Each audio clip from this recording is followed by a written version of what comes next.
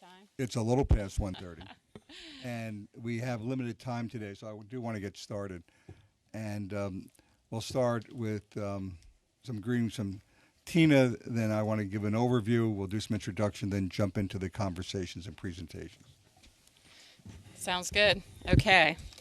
So, good afternoon, everyone, and welcome to the forum on Tier 2 of the Clean Energy Standard in Case 15E0302.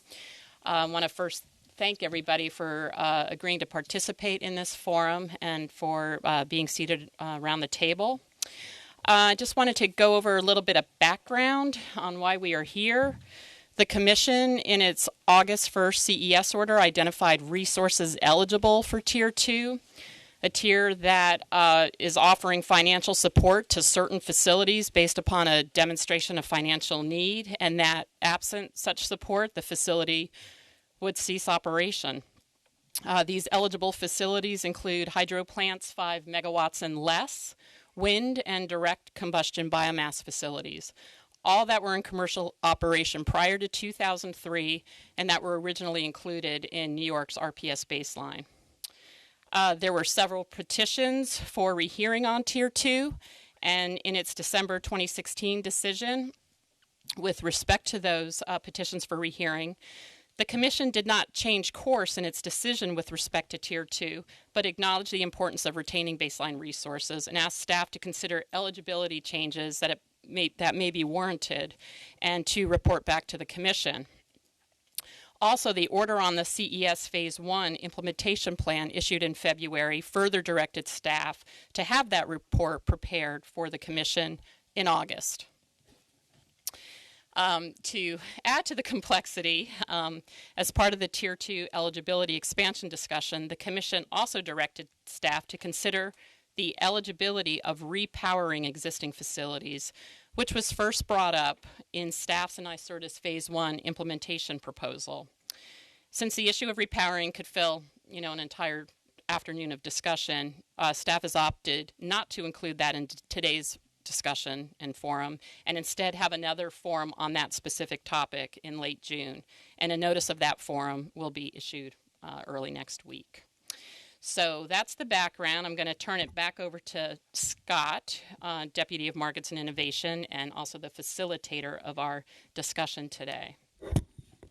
Thank you, Tina, and thank you, everybody, for coming. And thank all of you who are participating through the webcast. Let me start by extending the greetings of both Commissioner Sayre and Commissioner Berman.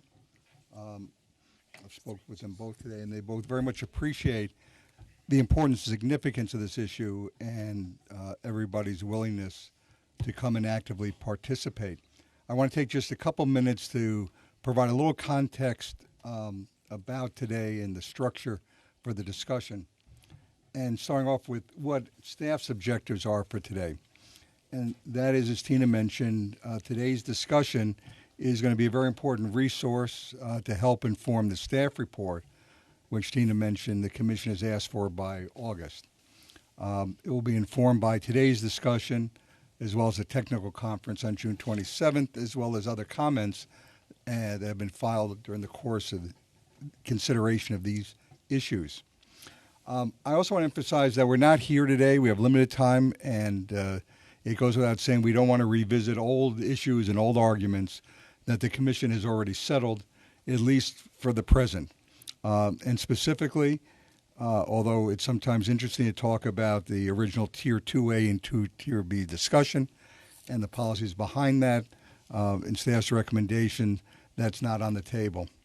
Similarly, I want to remind everybody that financial hardship is a factor, that's a threshold consideration that must be considered given the Commission's guidance. So today the agenda is focusing on the specific factors that the Commission has asked the staff to consider and how best to address them. Cost, which one of the factors which the Commission called out in its order, is not expressly on the agenda today, but suffice it to say that cost really is always a consideration in everything the Commission does and in the staff's evaluations. But I don't think we needed to devote time to saying we should find the least cost solution. Rather, let's take a look at these specific issues and in the context, think about how they may impact cost factors. I'm looking around the table. Almost everybody's familiar either from participating in one of our roundtables before, or I'm sure through your other work, the simple protocol for talking today. And we encourage active discussion and allowing for questions and discussion among the participants. If you want to talk, please just turn your tent card on its side. I will recognize you. I will try to recognize you in the order that you put your tent card up, but I reserve the right as a facilitator to make up whatever order I want. That seems to generally move the discussion along. And also, time has been set aside at the end of today's session. You'll see on the agenda for observers, people who are either observing through the webcast or in the audience today, to ask questions. For those of you who are participating by the webcast, you can send any questions you might want to have presented into the CES mailbox, and that address is CES, the letter CES, at dps.ny.gov. Again, CES at dps.ny.gov. We'll then take those. Our experiences often, many questions touch upon the same subject, so we may consolidate it, and we'll be able to answer questions as time permits. Before we get into the discussion, I'm going to suggest that we go quickly around the table for the benefit of those in the audience who may not be able to see the signs, and those through the webcast, and just briefly introduce yourselves and your organization. And we'll start to my left with Warren. Warren Myers. I'm an economist with the Department of Public Service. Not just any economist. He's the director of the office, The Economist. Hello, my name is Margaret Jansen. I'm from National Grid. Chris Raup. I'm a director in the Utility of the Future group at Con Edison, which is the most excitingly named group that we have at the utility. Good afternoon. I am Chris LaRoe, Director of Regulatory Affairs for Brookfield Renewable. Good afternoon. I'm Senior Manager for Regulatory Affairs for Energy. Just one heads up for everyone around the table. I do have to leave a little bit early at 3:30 just to catch a flight, as they're not all that common coming out of Albany. I'm Rick Zimmerman. I'm with the New York Cow Power Coalition, a group of dairy farmers that own and operate anaerobic digesters in New York State. I'm Mike Tucker. I'm with Tucker Strategies. I have been a hydro developer in New York State since 1981. We developed over 50 megawatts of hydropower at 5 facilities throughout the state, over $65 million of investment. I've also had the benefit of serving as the president of the Center for Economic Growth for 8 years up until last year, which is the regional economic development organization, and the importance of hydro and the future of microgrids is a very important component of today's discussion. Hello, I'm Philip Gu from the Sierra Club. I'm a clean energy attorney in Washington, D.C. AJ Goulding, Ampersand Hydro. Ampersand Hydro owns a portfolio of small hydro stations here in New York. I also teach electricity markets at Columbia University School of International Public Affairs. I'm Amy Fisher, Managing Director of Regulatory Affairs at GE Energy Financial Services. I'm here on behalf of Noble Environmental Power, which owns 612 megawatts of wind power in the North Country and in western New York. Noble is a portfolio investment of GEEFS. Nathan Hebel, I'm the Manager of Energy Trading for Reenergy. We are a biomass power company. I'm Amanda DeVito Trinzi, and I'm here on behalf of the City of New York. Hi, I'm Mike Mager from Multiple Interveners, which is an association of approximately 60 of the state's largest industrial, commercial, and institutional energy consumers. Hi, Miles Farmer. I'm a staff attorney with the Natural Resources Defense Council. So don't be fooled by the card. Seth Kaplan, Government Regulatory Affairs for EDP Renewables, which is a developer of large wind and solar facilities and probably operates the largest fleet of wind energy in New York State, including the oldest, the newest, and largest wind farms in New York. I'm Amanda Levine. I'm the Clean Energy Program Director for the Adirondack North Country Association, also known as Anka. I will let Kate tell you what our organization is. And I'm Kate Fish, the Executive Director of Anka, and we'll go on to Tina and for introductions, right? Or do you need to introduce yourself? Again, I'm Tina Palmero. I'm on staff. I'm Deputy Director of the Office of Clean Energy. So before you begin, Kate, just say that the premise for having Anka make its presentation today is set forth in the agenda.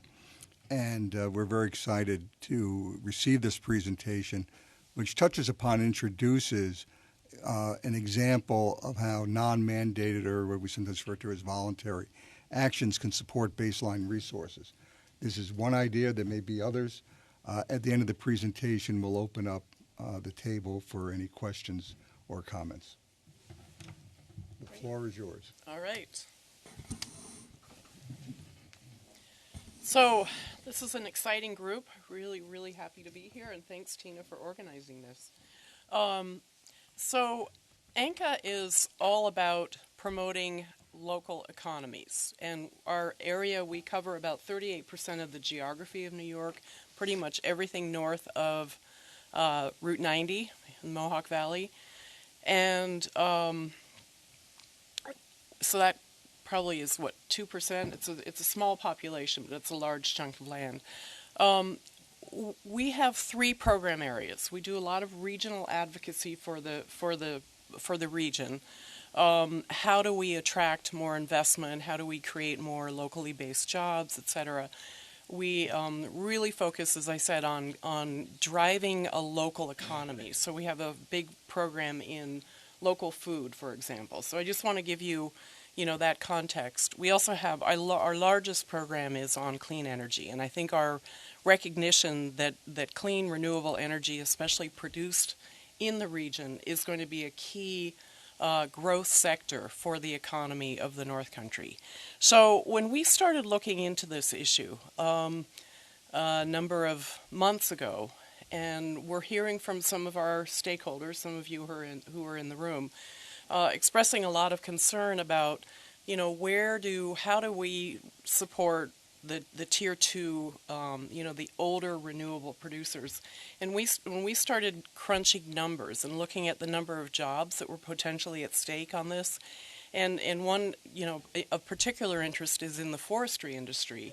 We have produced a study within the last year looking at the overall forestry industry in the North Country and the importance of the low-value wood market in that overall, high value as well as, other wood sources. So when we started looking at the overall potential economic impact in terms of potential job loss, et cetera, for the North Country, we thought, this is an issue that we want to kind of turn our creative resources, bring in outside people to help us think through, is there a mechanism or a couple of mechanisms that we ought to look at in terms of protecting and growing this tier 2 renewable energy sector in the region. And if we come up with something interesting, could it be a model for other parts of the state that are working on the same kinds of things?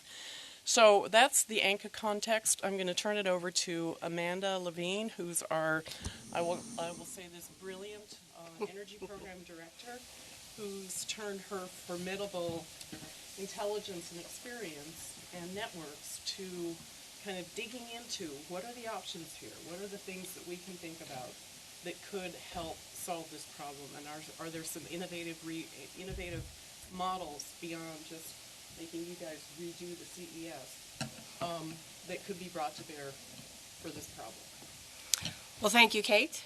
Would you like to? So, we've already, have a request for participants to speak loudly and clearly, specifically in the mic, because those on the webcast are having that problem here. And please make sure the mic is on. Yes, and you almost have to eat it, Amanda. All right. That's all right. I can use my loud voice, too. She's got a booming voice, too, so thank you. Well, thank you all, and thank you, Kate. Although I'm only as brilliant as the support team that I have and the input that we receive from the stakeholders in terms of developing the ideas that we are going to present in hopefully just the next 15 minutes, because I would like to leave some time for question and answer.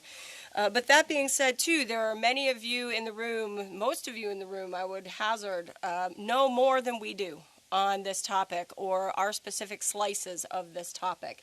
And so really what we're presenting here today is food for thought. This is sort of a brainstorming session. We've been asked to get people excited about non-mandated thinking and to share the fact that there are other people, there are other industries and organizations that are interested in solving this problem.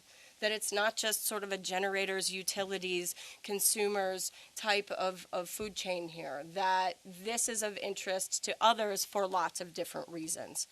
So in my former life, I was an educator, and I speak a lot in terms of analogies, just to try to get the initial concept in. And we debated on the initial analogy to use to get people thinking about our take here, our approach, this central idea. And we found we were talking a lot about the local food movement, that there are lots of parallels in terms of the way that we are going to present, starting to think about power production as sort of a community type of relationship. And we're talking about price points and demand for products that aren't necessarily rock bottom, and where have we seen success in those similar situations before, and a lot of it grows out of concepts of the local food movement, but we're really talking about a local electron movement, not local food.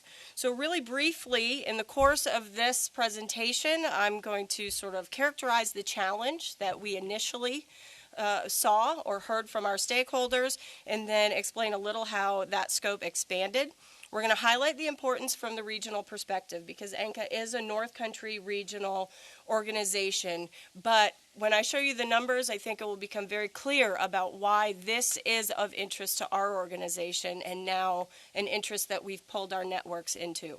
We're going to characterize some solutions, things that we've heard from multiple stakeholders across the last few months. And then we're going to summarize the idea on the table so that you can all help us in this brainstorming. And to reiterate, as I said, our goal is to share our excitement about this innovative, non-mandated set of opportunities. We really see them that way. And this, to me, I'm going to talk fast. I get really excited when I start thinking about these things and what they could do, not only for our generators, potentially our utilities, our utility friends, but our North Country communities. So I do, I may get emotional in terms of my level of excitement. So if I'm not speaking clearly, again, maybe with your card, if you want to indicate to me that I'm going too fast. And the final disclaimer here is that we're not proposing anything today. We have no illusions that even this general approach is a silver bullet or a standalone approach, and that this is meant to or is in any way meaning to distract from other conversations. But I think as Tina characterized, bringing something new to the table is important to this conversation. Reiterating and rehashing the old pathways that don't seem viable anymore was something that we heard loud and clear from our policy partners in our network. So that's where we are today. The challenge, I think you all know, I'm not going to spend a lot of time here. We have low wholesale prices. The CES order came out. It ruffled some feathers, to say the least. We heard a lot of feedback from our regional partners. And Anka, as you saw, our network is pretty broad. We cover a lot of different areas. We interact right from state-level policymakers down to grassroots organizations, and we were hearing chatter about this from across the board. The impact on regional economies, and then when we started thinking about the impact on the REV targets, the larger New York State clean energy targets that have been immersed in some of our programming due to our Cleaner, Greener Communities grants and the initiatives that we've started as a result. So we said impact on regional economies, clean energy, regional advocacy. There's got to be something here. Let's do some exploring. So we did a little back of the envelope calculation, as we say in the engineering world, and we started to look at the characterization of legacy, existing renewables in the state. And we've sliced it all the appropriate ways here, where we have the hydro above and below 5 megs. We've got the prior to and the after the fact, 2003. And really the surprising fact is that a large percentage of these generators exist in our territory. There are, and if you slice our 14 county territory, which are the blue bars all the way in the end, you're looking at 63% of the existing renewable generators that are in our 14 county region. And if you dial it back slightly and just look at the NC7, which is the New York State's Regional Economic Development Council, North Country boundary, it's still a large portion, 44% of the installed capacity. This is nameplate generation capacity. These numbers have stripped out the large-scale NIPA dams from this. So we saw these numbers and we said, this is much more our problem than we thought that it was. From a regional perspective, there really is something here. That being said, we started looking at and did some more research into the jobs associated with this sector. These estimates have been based on literature resources, so we have not had the time or the money to do the deeper dive and to really understand this across the board. But you're talking about approximately 2,000 direct and indirect jobs associated with these generators in just the 7-county REDC region. 2,000 jobs does not sound like a lot in the broad perspective of jobs. But in the North Country, that shifts our unemployment rate by 1 percentage point, plus or minus. And when you're talking about shaving percentage points off of the unemployment rate as being desired goals, that's pretty significant. So as Kate was indicating before, the jobs, the sheer numbers really indicated to us that there was something here. We also looked at the old adage that everybody was always spouting off, that, oh, the North Country, we already produce more green power than we use. Well, what did those numbers really look like? If we characterize the stationary use in that 7-county region, and this is actually in terms of generation and use, so nameplate capacity was the table before, this is generation for 2015 from ISO numbers. We are looking at the fact that we do, if we could devote the generation capacity to the use in a 1-to-1 ratio, we do export 24% of that generation out of our region. If you knock out the major wind generators, which is a part of the conversation we'll get to later, we're still looking at the ability to cover 2/3 of the use of the region with the power that's generated in the region. So that basic back of the envelope checks and balances, what does it look like? Is it too far off? It's not. It's something to consider. So we started talking to our partners in terms of, well, what's really the issue here? Mostly our generators. We were hearing loudly from our partners in that sector toward the end of the summer. And we were hearing 3 general things: the idea of stability, the idea of value of the resource, and the idea of parity with other sort of energy sectors, energy sources. And we were hearing the need to sort of support or stabilize those businesses because they do provide family-sustaining jobs for our communities in the North Country. How to value coming up with something that would allow the group to be considered possibly holistically, because you have micro hydro and you have the larger wind. Is there a way that we could be recognized together? And how do we literally level the playing field here? So this was one of our first meetings that we convened in November. We reached out to partners across the stakeholder group and we said, we really feel there's a conversation to have here. This is what we're hearing from generators. Is there an opportunity to discuss this? And we also heard loud and clear, sure, if you come with something new, we want something new. We need innovation in thinking here. So we convened a meeting in November, and I sort of ruled that meeting with an iron fist to make sure that we were kind of staying in the new territory. And we got some good initial feedback from generators and from other stakeholders that were there. So that led us to sort of a better understanding of this landscape and some very boiled down points here in terms of what we're talking about here. some of the rules of the road, so to speak. Small and existing are generally not competitive against bigger and or subsidized. Smaller generators tend to need a higher price point to survive for various different reasons, and this existing class is a huge mix of sources and scales, so we have a mixture of price points. What can we do that may allow something like this to work? So this idea of aggregation kind of bubbled to the surface after that initial meeting. What if you could get all of these disparate generators of different sources and scales together in a way that will allow you to average the price point required for that power product and create a regional power product? Because our region could have a 100% renewable power product. It's a pretty hefty label. And what are the opportunities for aggregation? What does that mean and what might that look like? And we started thinking, well, what could Anka do? What are our strengths and our skills? What resources do we have? And in times like this, Anka turns to its network. We have friends in ag and food and artisans and economic development and policy and across the board. So we started asking. We pitched this general idea to as many people as we could in as many different ways as we could, and we started hearing that, this would be really interesting. Or do you know what I'd really like? I'd really like to have definitive choice of my power, where it comes from.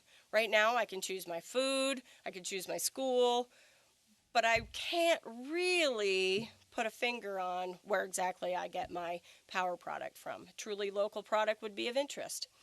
The idea of benefits getting turned back into the North Country region. I don't know how many of you are familiar with our region, but the Adirondack Park is established right in the center of that 14-county region. It was done with a conservation mindset at its heart to preserve the watershed for the basin in the south, New York City, Hudson Valley. There's extra layers of government and regulation in the North Country. And so a lot of people that live here, our economic development is pinched in some interesting ways because of the existence of the park and what that does. It's a benefit in a lot of ways, but it is a pinch point in a lot of ways. And a lot of the residents feel like we make sacrifices in this region for the greater good, for the state, for the globe, depending on your perspective, and very few of the benefits do we feel. When you start talking about the generation of green power, they feel the same way. Well, why don't we get to really grab a hold of that? If we're already doing what the rest of the country and the rest of the world is starting to talk about, we do that, yet we don't see it or feel it or get to benefit from it. The idea of a North Country product by the North Country for the North Country had some interest. There's an identity piece here. The North Country as a region has been searching for an additional identity to help promote economic development in the region, those pathways that we do have. It's often been called the grand experiment. You know, this confluence of public and private land where you have a state park that people live inside of. Wouldn't it be interesting if we could extend that grand experiment analogy and do something truly innovative and cutting edge in the North Country? Investment, we've heard that before, and sustainability, something that is persistent and resilient. So sustainable from sort of the ecological perspective. If we set something up, we're really tired of having to tear down walls and rebuild. The North Country is relatively undeveloped in a lot of ways. In a sense, it presents the perfect opportunity to try something a little outside of the box, because there's not that much to deconstruct. This was what we were hearing from our other stakeholders outside of the initial generator. So when we distill those conclusions, generally people were positive. The generators were cautious, and rightly so. There's urgent need that a lot of them feel. Some of them did express that they were worried that this might be distraction from pursuit of a real solution. To that, we sort of indicated that we felt that this is an addition. It's not meant to distract. It's meant to add thinking. other industries, other brains, other perspectives on this problem, in no way meaning to be wedged in there as the be-all, end-all. But we also heard, too, that, well, if you could come up with something like that that might give us longer terms, maybe we wouldn't, that a longer term at a set price might allow us to drop that price point ever so slightly. That might make this idea a little bit closer to functional. The consumers were also enthusiastic, but of course that enthusiasm was met with no definitive bill on the table. We weren't showing them the numbers, we were just talking as excited participants. And they said, yeah, this sounds like a compelling case. We might be willing to pay a slightly higher price for power when you talk about jobs and the benefit and the value to the region. So we saw a little nudge from both of the sides in the same direction, indicating that there might be an opportunity to find a way to bridge that gap. So what is that compelling case? This is really what we're thinking about here. I'm going to start to speed through these because I want to get to the good stuff here. We already talked about local, the local food movement. There's also an interest in keeping money in the regional economy. So many North Country residents feel like we just pay for things and all of the profit is made outside of the region. This would be an opportunity to really see a cyclical element of the economy. Stabilizing jobs. The rhetoric is creating jobs. We understand that. The growth curves look better when you're adding new, but the baseline is important to us. These are jobs that really sustain families and communities. These are jobs that people have invested in. There's training, there's technology. So in our mind, a new job is not the same currency as an existing job. And we need to find ways to keep those jobs that we have to the degree while we add the new ones at the same time. The value proposition, the supply chain, as Kate was indicating, in the North Country, the forest products industry is extremely important. There are lots of different subsectors there. Energy is one of those, and the studies do show that that energy sector is critical to the overall balance of the forest products industry and the success thereof. We have other major anchor businesses in the North Country that have a vested interest in seeing that stabilize. Then you also have the value chain. So you have the supply chain concept and then the value chain concept after the fact. Hydro is where the value chain lies in the North Country. All of the impoundments, all of the surface water that's created through, doesn't matter the size of the dam. The hydro has a ripple effect in terms of our tourism economy, recreation, boating, fishing, campsites, places to stay. So that larger perspective is extremely important. Ideas like corporate social responsibility. Would you be willing to pay more? Company X? Well, if it were a regional initiative that showed we were giving back, if this were a truly regional marketplace, we might be able to kill two birds with one stone. We could pay for our power, and we could show the incremental difference in cost between what we would pay and what we'll pay you. That's our investment, our corporate social responsibility investment for the North Country. We could see that working out. And then last on the list, did we mention? It's a renewable clean product. That seems to be the least important to a lot of these conversations, even though very often it's touted as the most important. It's still an element, and we need to keep that in mind. It does have impacts or implications on the marketing. And the region as a pilot region. We are on an international border. We have a native population in the Akwesasne Reservation. We have this huge conservation undertone because of the Adirondack Park. And by the numbers, almost the entire region could fall into the LMI category. So there are ways in which the benefit from something like this would really have significant strategic impact, not only for the region, but for the state. There are different ways to look at this and different resources to bring to bear to make this viable. Advantages of this aggregation concept. From a regulatory perspective, you can phase this in. It doesn't have to be drop it in place all at once or write it down and then it starts on this date. We can pilot, we can proof the concept, and that also gives time to grow the demand for a concept like this. A lot of it is chatter and success stories and talking about that success and finding the right champions. We really are talking here, to a certain degree, in the short term, of a very limited pool. We're not making any of you guys anytime soon, right? We are adding to the generator pool, and people will age into this category over time, theoretically. And we say category, but really we're just talking about a general concept here.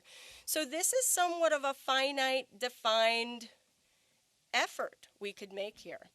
Users of all types can engage with this, and it can encourage the development of new users. We struggled for a while with what do we do with the load zones? How do we do something regional with the load zone issue? Because we have three, I think. We have NICEAG territory that cuts right smack through some national grid territory. So we thought, what's a user that can cross load zones? Mobile, transportation sector. So we didn't even start looking at the transportation numbers, but we started looking at the state incentives on electrifying the vehicle fleet. And they're there. This could be a user that acts like a giant battery. If you could intentionally develop this because you knew that the product was there over time. And that RECs might not necessarily be a part of this. Splitting the REC from the power product, there are lots of different creative ways we could do that. And the REC market, as it's just getting established in the state, is intriguing and exciting. But maybe we could come up with some other third-party certification, which has worked in other industries. We talked about the Green E certification. Maybe we're talking about something different. Amanda, I want to interrupt for 1 second. And I can see that my effort at time allocation or time estimation is once again off. I'll just go faster. Yeah, but even with that, we've got about half your presentation to go, and we need to end this at 2:30. So I want to make an executive decision. I'm going to give you the entire 20 minutes because I think you're going to need it at the rate you're going. And we'll curtail the discussion for two reasons. Excuse me. One is that there's a lot more to think about with this, and I think it's important to get the idea out on the table. And we'll provide the opportunity to do that. And the second, if anybody would like to comment on this, we'll accept comments on this presentation, frankly, on the entire discussion today. If anybody would like to either supplement something they've heard or respond to something they heard, as long as it's filed within 1 week from today, filed in the matter. So that will give us a little more time for you to make your presentation. Well, thank you. I appreciate that. Usually I get the big hook and they say, you're done, you're done. I was tempted. well, I will go quickly. I like I said, I tend to get excited. I've been thinking a lot about this for the past 6 months. So from the utility perspective, we've heard that there may be some advantages here as well. This has the potential to be a REV demonstration project. It does present a non-wires alternative. These generators are already connected, interconnection being one of the major hurdles and pressure points that we're hearing from the utilities. Things that I know less about, but that I've heard about quite frequently, this idea of balance across load zones, where your generators are located in terms of the way that the grid is laid out, whether it's load zones or utility zones, in ways looking more to the mid to large scale producers there as sort of these anchor points. And then for some of the smaller generators, if we're really talking about renovating or restructuring the grid, could we look at some of these as microgrid anchors, as central points to the creation of, even if they're not microgrids, maybe it's the next scale up, and we can compartmentalize the grid in a way that maybe it's without these generators might not be as logical. Why are we here still, or when we talk about this as a nonprofit or a public purpose entity pursuit? There are lots of advantages that we've discovered when we pitch this as sort of a public purpose mission, not a profit-driven mission. So we started using the term ESCO. We will use that term a little later on. And at first, we got some very severe reactions to the idea of another ESCO on the field, but people were then interested when we said, well, we would be a public purpose ESCO. We're really seeking balance across this marketplace. The nonprofit status could facilitate more creative participation. We've had people say, I've been looking for a place to donate some money. Maybe we'll throw it into this regional marketplace. We could, there is a revenue generation aspect of this, and as a nonprofit, that aspect could look something more like a systems benefit charge, where that money gets turned back into the regional renewable energy or energy efficiency landscape. Our particular platform would encourage that, but whether or not it would be Anka or another entity that we may form, certainly with an eye to this sort of sustainable, self-funding relationship moving forward. Nonprofits are fully networked. We are well-versed in marketing across different industries and stakeholder groups. And we, at least at Anka, we are a trusted partner. We have regional and place-based relationships that get us in the door. And people will start talking to us about this because they don't think that we're trying to sell them a product. So far, we've had pretty good participation. Essential elements of this. It's really 2 points that need to be addressed. The concept of aggregation itself, what does the framework look like for that? And then the price. What is the marketplace really going to allow to be developed? From the aggregation perspective, what is currently legal? And the better question for some of you in the room is what can be made legal?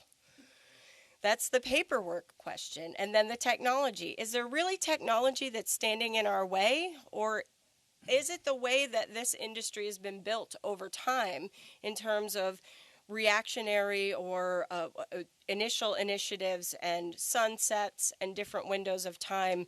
There are lots of silos and designations and caps, and really looking holistically across that landscape to decide what is the best way to do this? Is it even possible? And then the price point. How do we get one that's low enough to be quote unquote competitive? There are lots of different ways that we could approach that. And when we get it as low as possible, there's a really good chance that it is not going to be rock bottom bargain basement prices. So how do we then incentivize that? We drop it down and then we add value to it in a way that makes sense for the consumers. So now some quick food for thought. I want you to wrap your mind back around this local food analogy. And when you're thinking about something like having a good beer with some good cheese right from the farm down the road, were you willing to pay more for that? Versus, and don't get me wrong, I liked my canned Bud Light, but when you're talking about a product that has value beyond the price tag, are there times in your life when you are willing to pay more for something that you know has other value? And that's really what we're talking about here. Finding a way to solve this problem so that this same concept, people will buy or consume a local power product in the same way. So here we have a rendition of our players, the generators on the left and the potential users on the right. I'm going to quickly run through this one slide that's going to pop open all of these different pathways, and then we'll look at the last few slides that talk about some of the strengths and weaknesses. One of the ideas to aggregate the generators is to actually form a generators co-op. This would be an organization or an entity that's owned by the generators, like a dairy co-op. There we are again in the food business, the food industry. The advantages of that in terms of this singular product, beyond the ability to sort of scale up and play in the marketplace as an aggregate entity, it's also the idea that if generators are going to be asked to start playing more directly in the marketplace, you need the skills and the capacity to market yourself. A lot of generators right now do not do that, or they haven't developed the skills to do so. So forming a co-op would also allow those sorts of services to be shared. If a co-op is formed, then the idea was that the co-op would need an ESCO, because the co-op needs an intermediary to sell the power to the consumer. And this is where our initial public purpose ESCO idea came into play. That ESCO could help we could not only sell the power or purvey the power, but we could make the case, that compelling case, and or talk about RECs, networking, marketing, sales. But then we thought, what if we don't want to form an ESCO? Because that's a very complex proposition. So we're not selling or distributing the power or making the power transaction.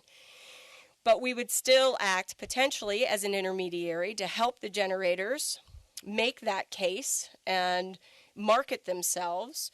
And then the generators might be open to doing some sort of DER transactions like bilateral agreements, power purchase agreements. In terms of how those things are fading out and coming in, that would be part of the deal.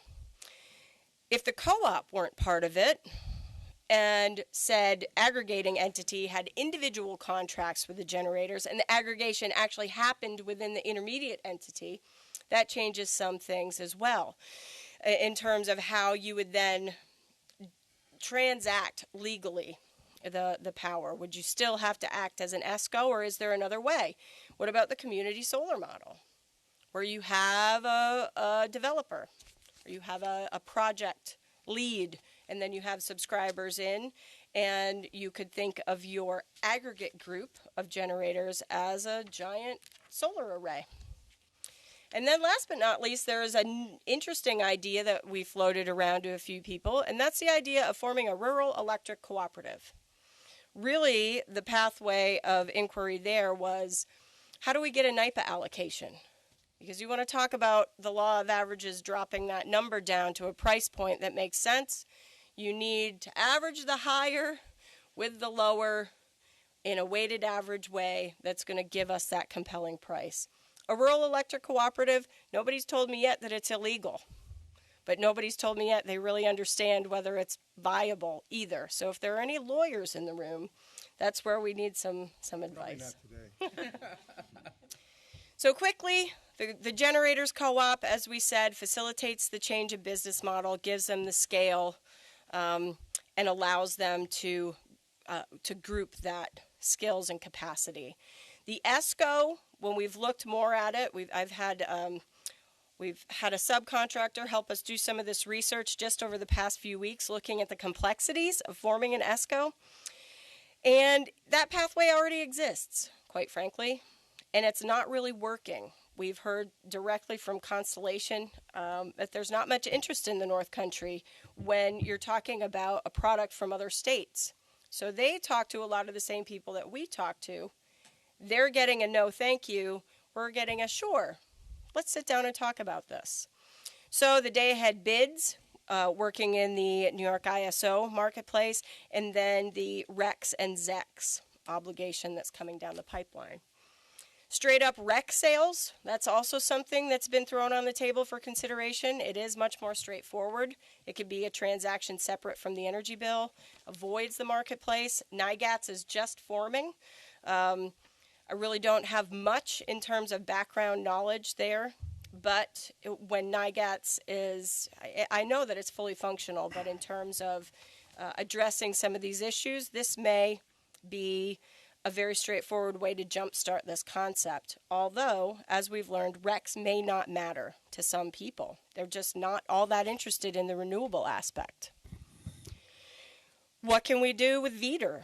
Are there any doorways that are currently closed that could be opened? You know, remote net metering and power purchase agreements have worked for some in the past, but those are changing.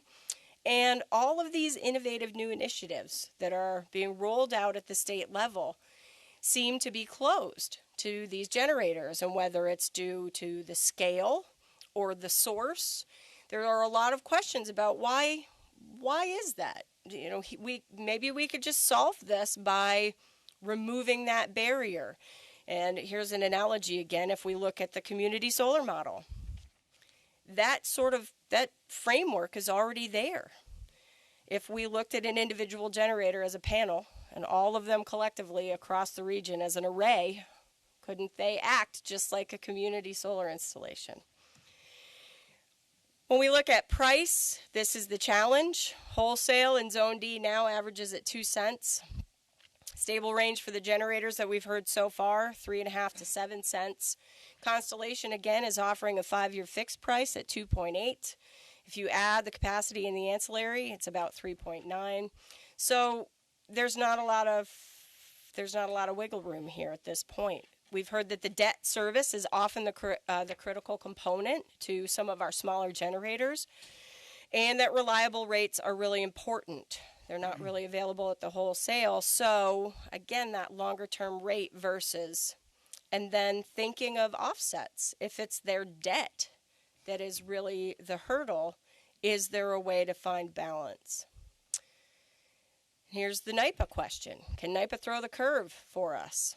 Well, Recharge New York is an option. Most of our major North Country commercial and industrial consumers are already part of Recharge New York.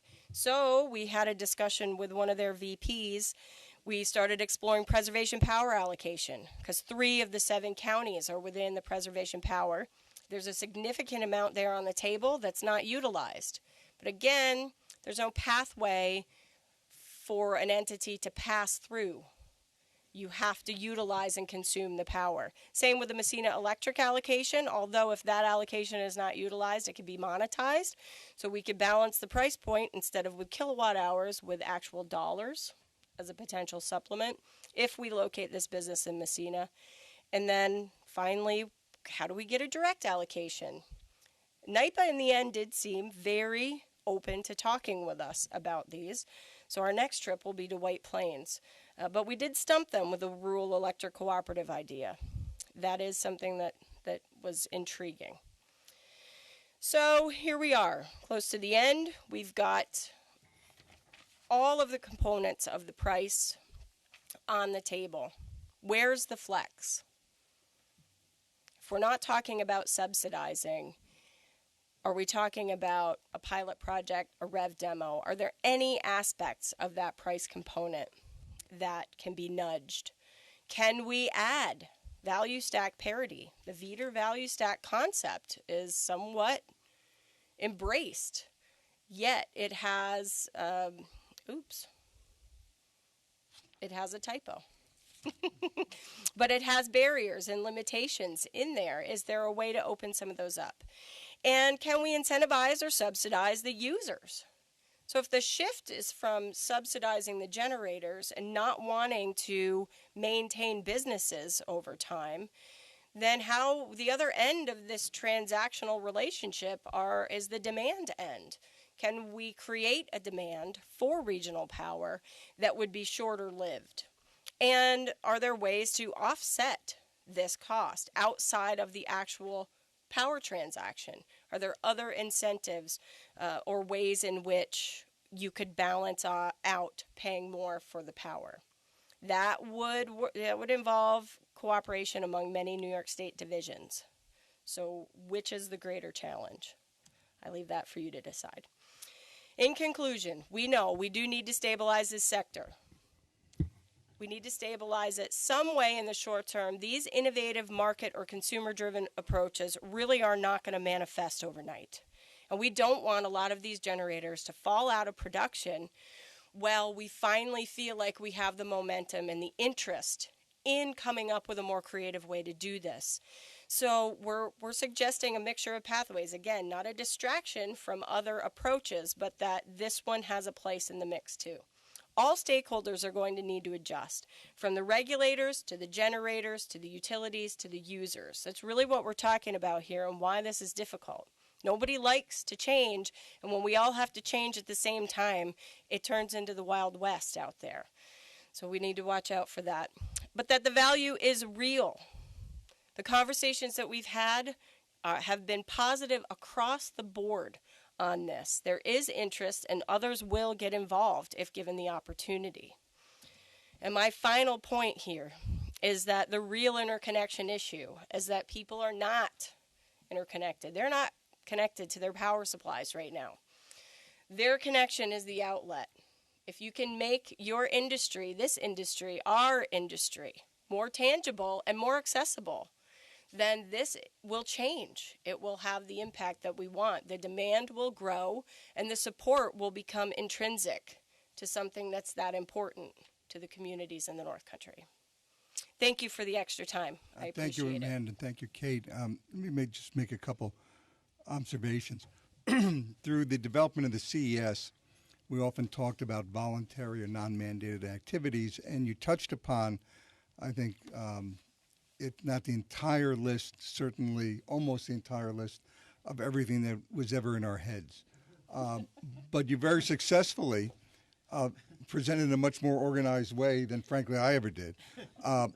So thank you very much. And I think it's a great framework and springboard for us. So again, I want to offer two invitations as a follow-up. One is if anybody would like to submit any thoughts for us to consider as we prepare our report, staff's report to the commission, please file it in the proceeding by a week from today. But the second is, there's a lot there, and not each one of those components, obviously, and you mentioned this, Amanda, get put into a particular model. There are going to be some elements that can form up one type of model, and other ones can form up another type of model. If anybody wants to seriously have a conversation about what that might look like, what staff's reaction would be, well, beyond you, because we need a partner or two. You know, we need a potential off-taker. We need a potential generator or set of generators.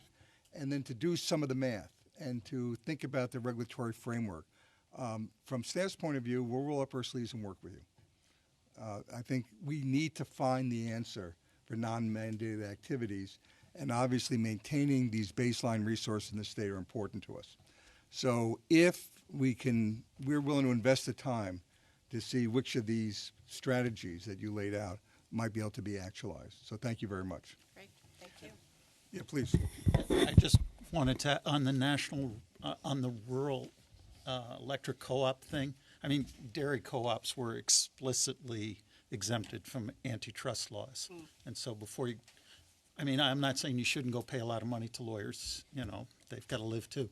But if you go to the National Rural Electric Cooperative website and look for their antitrust page, it gives you a high-level kind of guidelines that rural electric co-ops have to live with respect to antitrust law. So it just gives you the broad idea of what you should and shouldn't form it to do. Great, thank you. I You bet. appreciate that. Okay. That's all right. We're right on time, and we will turn to agenda item number 3, which is going to be the facilitated, but knowing this group, it won't need much facilitation. Discussion about 3 specific aspects of this question. And the first one deals with the list of eligible projects or technologies that could qualify for Tier 2 maintenance support. And as the agenda points out in the CES order, the Commission defined this in a fairly narrow way. And that narrow way was done, recognizing the need for financial hardship, and that will continue, but also on the criteria of those technologies or those projects that are most risk at that moment of financially failing to make this available. So as we begin to think about the question of expanding eligibility, one question is, should it be expanded to any technology that is at the cusp of financially failing, and we'll be exploring what that might mean, or might there be gradations, and is there a class of projects or technologies which are most immediately at risk, and should we focus on those? Because getting from here to there, making the determination, no matter what structure we decide, is going to take some time and thought. So, who would like to kick off? Amy, I'm sure you have something to say. So, as I mentioned, we have 10-year-old wind farms in the North Country and also in the west of the state. And from our point of view, it really starts with what your sources of revenue are. So we believe in New York right now, the sources of revenue are PTCs, or federal subsidies, for many renewable resources. There are REC purchase arrangements in the state, and there is energy and ancillary services revenues, and to a certain extent, capacity revenue to a small extent. With CES, though we believe that all of those revenue sources are at risk.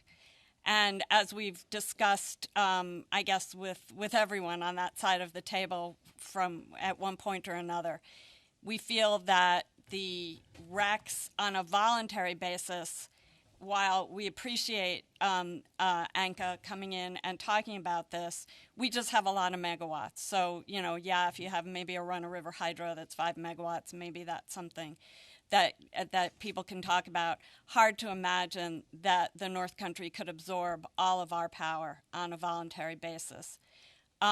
So the REC contracts that we entered into presumed that there would be an active REC market, secondary REC market after NYSERDA contracts came off.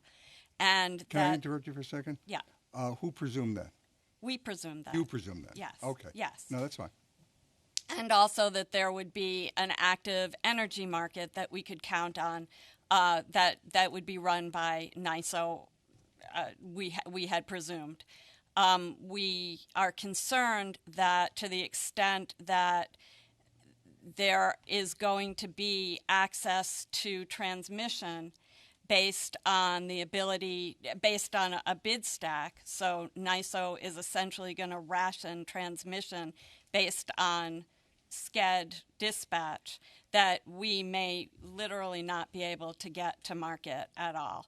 So given that the possibilities of revenue sources have appeared to diminish, at least as far as we can tell, it's hard for us to understand where the distinctions between existing gen pre-2004 and existing gen post-2004 and pre-2015, it's hard for us to really see the distinction there. Okay. I have some questions, but I'm going to wait. Alan and Seth. Great. So I think that we have a number of concerns with the continued emphasis on the maintenance program as being the means of retaining zero-emitting resources in New York. Currently, the message that New York is sending to investors is do not invest in existing renewable resources in this state. So in other jurisdictions, I do not have to undertake a cost-based investigation to attain compensation for the environmental services that my plants provide. And as we think about this from a variety of perspectives, both opportunity cost in terms of those plants that are able to export RECs will do so, and most likely they'll do that into the Massachusetts Class 2 markets. But if we also get back to this question of basic cost, right? It costs more to add new resources in order to replace resources that are going to shut down. So currently, market prices for small zero-emitting resources are barely, if at all, covering simply the operating costs, not the debt. Now, what that means is no matter how much somebody wants to be a good operator, to invest in their assets, to continue to provide not just the zero-emitting benefits, but all of the other actual physical infrastructure benefits that small hydro provides, they cannot do so. And the consequences of that are going to be that the minute that there is a large expenditure that's required to keep one of these plants open, the investors are going to say, there is no means for me to recover my capital. The existing maintenance REC program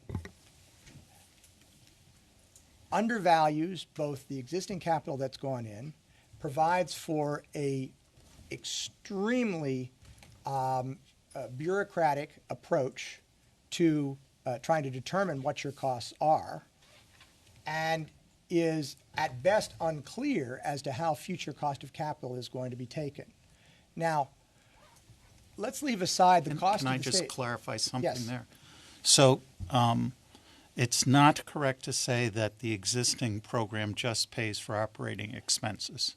It's the concept is to-go costs, which would include to-go capital investments. It's just not sunk investments. I hear you, but the process does not provide any appropriate description of what that means in terms of the distinction between cost and Yeah, benefit. so, Al, yeah, and at the risk of seeming overly rigid, that's an area that we really want to explore subsequently. It's on the agenda. Sure.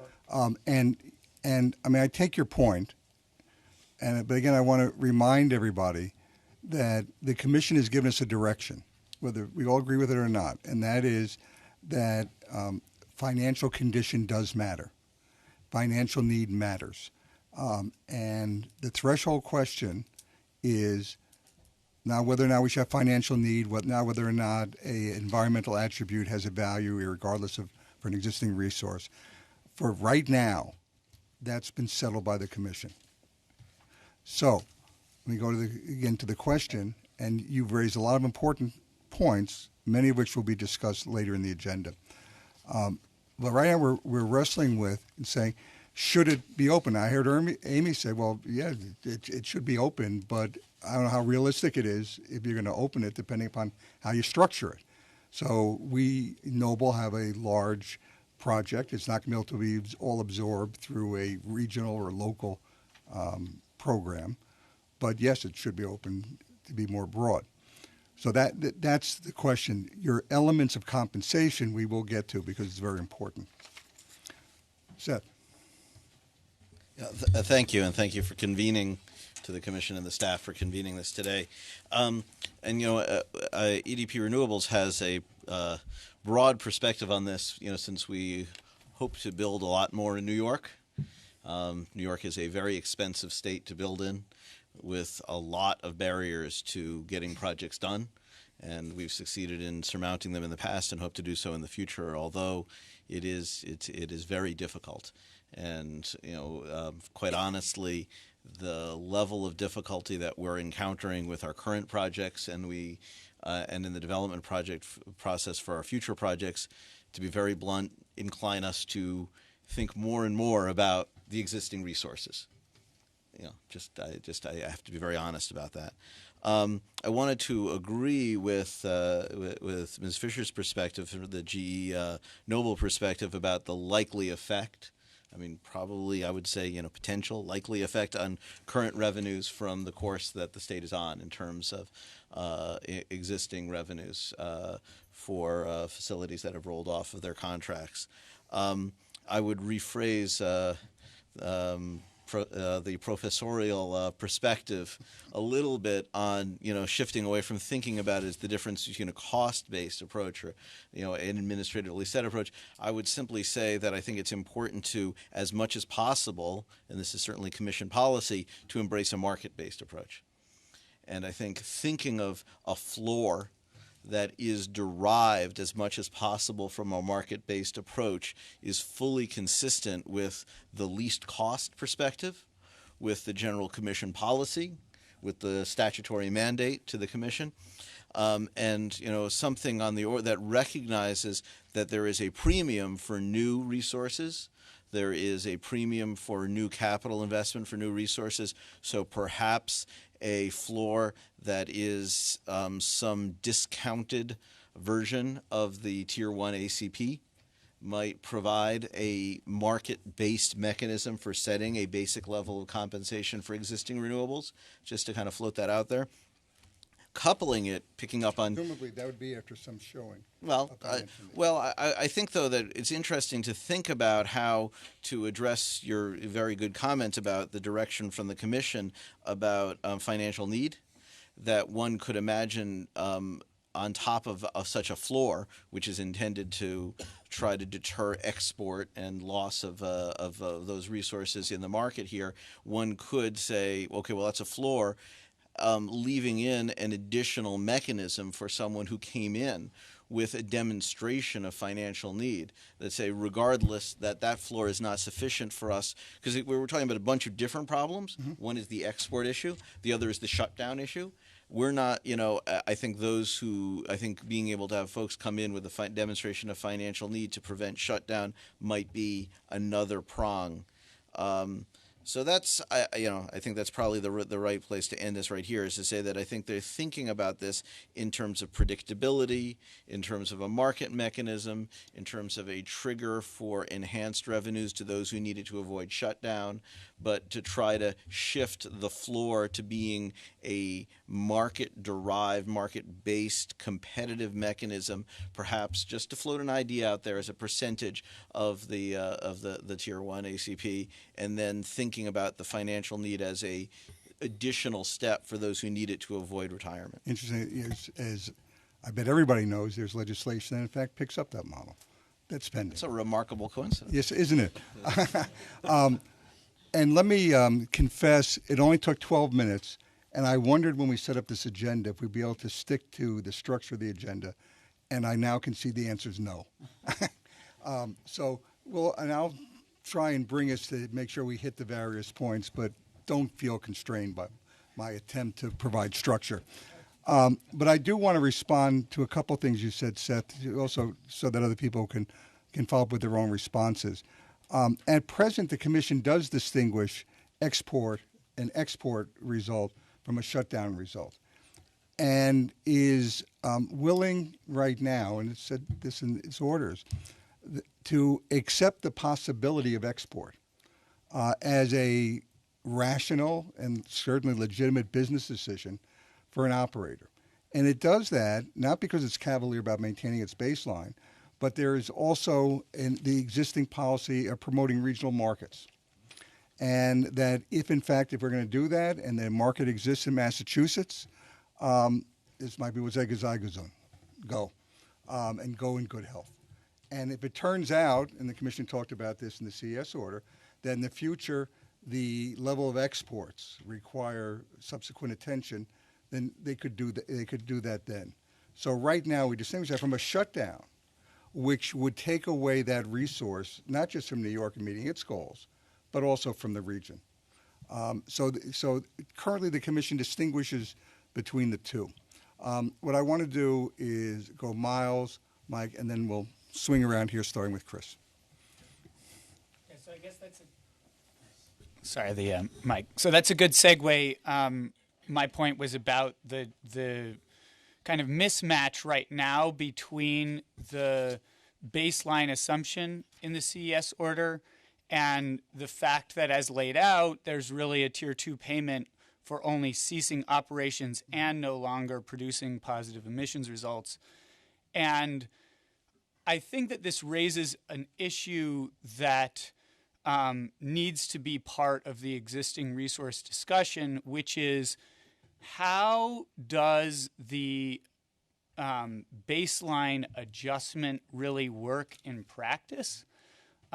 Because the way this whole structure is set up, it's just not realistic to assume that you have no exports and yet not provide any compensation to resources to get them to stay rather than export.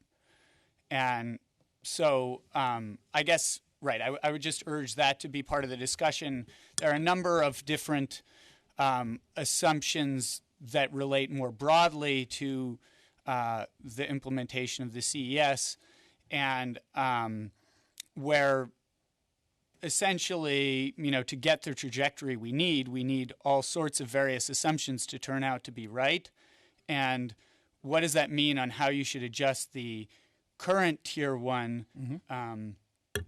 production and provide a mechanism that's not just post hoc always? Sure. And for everybody's benefit, certainly in the first 3 years, in year 1 right now, we have no real meaningful experience. We need to get that. So I think it's safe to say that the view has been that the first triennial review, supported by the opportunity to do divergence testing, the divergence testing formula has been or will be released. It has been proposed in the Phase 2 plan. but that first round of experience will occur in time for the first triennial review, where the major adjustments will take place. And it's not just adjustments based upon export. I mean, there are lots of assumptions, as you point out, built into the original CES structure, whether it be energy efficiency or others, and those all need to be reconciled in reality. Right. And sorry, just one short response. I guess that either something about exports needs to take part. It needs to, there needs to be a compensation path for that, or that adjustment even going in, that assumption needs to be adjusted, because as is, it's just a very inaccurate assumption that one would make. There are some amongst us who would very passionately, and remains to see if accurately, argue the opposite, and argue that presence and economic momentum and inertia will maintain resources that are perceived as having been paid for in large part, if not completely, through the original contract. Now, again, those are all topics for debate, but we start with the playing field that the Commission has given us, which is financial need. And we can talk about what does financial need mean. That's a fair area for discussion today. We can talk about, as Seth alluded to, are there different types of responses to a showing of financial need that may accompany different levels of showing or different levels of need, and what the solution might be. But as we go forward today, I'm begging you, start from the premise that there must be a showing of financial need. Mike, I provoked everybody on that one. Sure. Thank you. Multiple interveners probably has a different perspective than many in this room. It's probably safe to say as large consumers, we're very concerned about the costs of the CES, and it's starting to hit customers' bills. We have large consumers that are paying hundreds of thousands of dollars, and in some cases millions of dollars more, just as a result solely of the CES. And just like developers have challenges building in New York, companies have challenges conducting business and hiring people and employing people in New York. And energy costs are a significant economic decision maker for many industries. And so in that respect, that's where we come at these issues. We were glad that that the Tier 2 scope is somewhat limited. I will take your admonition and not re-argue anything. In terms of the technologies, and I think the specific question you were getting at, I think multiple interveners, it's fair to say, is kind of technology neutral or indifferent. I'm not sure that that there's a compelling justification why one technology should be treated differently than the other. What was kind of important to us in terms of the specific limitations on eligibility was, I know there was the date kind of pre-2003 or pre-RPS. From our perspective, it doesn't make that much of a difference to us whether a facility was pre-2003 or after 2003, as much as did they already receive RPS subsidies that were customer funded? To us, that is a critical feature. If they came around in 2006 but never were part of the RPS, that's one thing. But, when the RPS was first started, it was intended to be a temporary thing. It was not supposed to be lasting decades and decades. And there was also a critical component of the RPS that has been lost over the years, that was a portion of the renewable needs were supposed to be met through voluntary efforts. And that's why I actually found the presentation today very encouraging, and would support efforts to pursue types of voluntary marketing of renewables, so that customers are not just billed, that captive customers just don't have the bills constantly going up through no choice of their own. But when the RPS was formed, eligible facilities were given an opportunity to submit their bids to NYSERDA and get paid. If their bid was selected, they got what they asked for 10 years. And that was all funded by customers. And so we have a problem with doing something here where an entity that has already gotten 10 years of subsidies gets to come back to the well a second time at customer expense. And so to us, it doesn't matter so much whether the unit was developed pre-2003 or after, or what specific technology it utilizes. But us, we have a difficulty supporting any type of regime where after they've already been receiving subsidies funded by customers for 10 years, we start the process all over again. So thank you. Clarify. So when you said RPS was supposed to be temporary, your main point is not that the policy regime in particular was supposed to end, just you're focusing on individual contract receivers were only supposed to get those payments for a limited amount of time. No, actually, the program itself was not envisioned to be an indefinite program. But you know that was based on an expectation of what the national approach to carbon and the environment was headed, and we all got surprised at where we are now. I mean, well, you can't... Whatever assumptions were made, I actually recall that most of the assumptions being that within some amount of time, these technologies would be cost competitive and not require customer subsidies. And that's my recollection of the Commission's 2003 order, why it was never envisioned that it would be an indefinite program. Well, I'll let it go. Yeah. But there were other reasons why it was expected to be a demonstration project for the United States as we were headed to a different place than where we ended up. Well, your perspective from the inside was closer than mine, so I'm not going to dispute you. I'm going by what's in the order.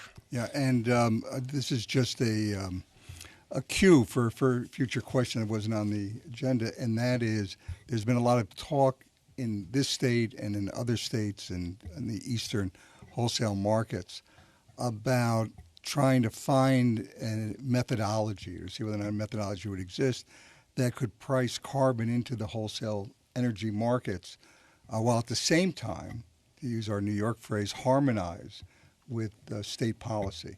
That right now is an elusive goal, but it's a goal that's being pursued nonetheless. If we assume that was possible, what would that do to this issue? So think about that. I'll be asking that about 4 o'clock. Chris. Thank you. I will try to respect your agenda to a degree, I suppose. Nobody else wants. Yeah, at least I'll pretend up front. Just quickly on just what Mike had just said, to the notion that the program could eventually dissolve or be market supported, I think when the PSC made the decision to continue a tier 1, it virtually made it near impossible to accept the notion that the existing resources would be able to thrive in a viable wholesale marketplace. NYSO has done preliminary analyses, and they're rough at this point about what if the penetration of 13.5 gigawatts of renewable CES supported resources would do to the energy markets, and it knocks them down to 0 or near 0 in most hours, particularly in the north and the west. And those are exact locations where the existing resources exist. And so the notion that existing resources could survive in a marketplace with that kind of penetration of supported resources, I think belies logic. And so when you get to that point, I guess the question is, what's going to happen? And I know you want to focus on the maintenance tier, but for my company specifically, we are looking specifically at outside opportunities, and the Massachusetts RFP is one of them. And I know the Commission has set up a schedule to evaluate the potential for the exporting of existing resources at the baseline. If you look at the timeline of that RFP and when those key steps are, they'll have a decision by the beginning of next year. And when those resources are gone and signed, they're gone for 15 to 20-year terms. And that's obviously beyond the footprint of the existing time frame of the Clean Energy Standard. So that's a hole you're going to have to fill, and you can't re-examine how to get those resources back. They're gone. And so I know you want to focus on maintenance tier. In my mind, maintenance is preventing the erosion of the existing baseline, and uneconomic facilities simply shutting down is just one component of that. I fear it's probably the smallest component, and export is more of a greatest risk. So I think we're probably doing a disservice to not focus on exports when we really look at maintenance. Yeah, I mean, again, I take the point, and the Commission is aware of the point. And it's not that they don't recognize it or respect it. But they've concluded that at least for the first 3-year period, that they want to distinguish between a situation of economic need and the potential for export. And we expect to be importing some resources from outside the New York borders. And we as a state believe in trying to promote a regional market. So we're going to lose some resources. We're going to gain some resources. As I said to Miles, we need to get some experience in it. We are very concerned, when I say we, the commission and staff are very concerned about losing resources because of financial need. That's the issue on the table. And the commission tried to take the first protective step by narrowly defining those resources which were clearly, as a class, appeared to be at the cusp of financial difficulty. And so we're tasked to come up with a solution there. Today is, should we be expanding that? If we do expand it, is there a rationale to maintain a narrower focus and saying, okay, any existing resource that's in financial need is eligible for some level of support? Alex. Thank you for the commission holding this session. So we are supportive of the market-based approaches that have already been mentioned, to achieve the most. That said, it doesn't strike us as necessary to have separate tiers for both existing and new resources. And the basis of this is that if we look at the overall CES goal, we want 50% by 30. New York State will need everything that it can have, everything that it can get in order to reach that goal. So to the extent that you actually have retirements or resources going offline and those are being replaced by other resources that are more cost effective, I don't necessarily see that as an issue.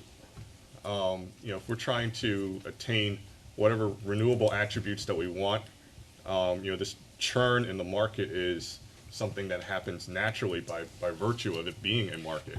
This happens in electric markets all across the U.S. where you have retiring resources and new ones come in. So having a separate baseline for resources that are already there versus ones that are new, I'm not certain I necessarily see the distinction.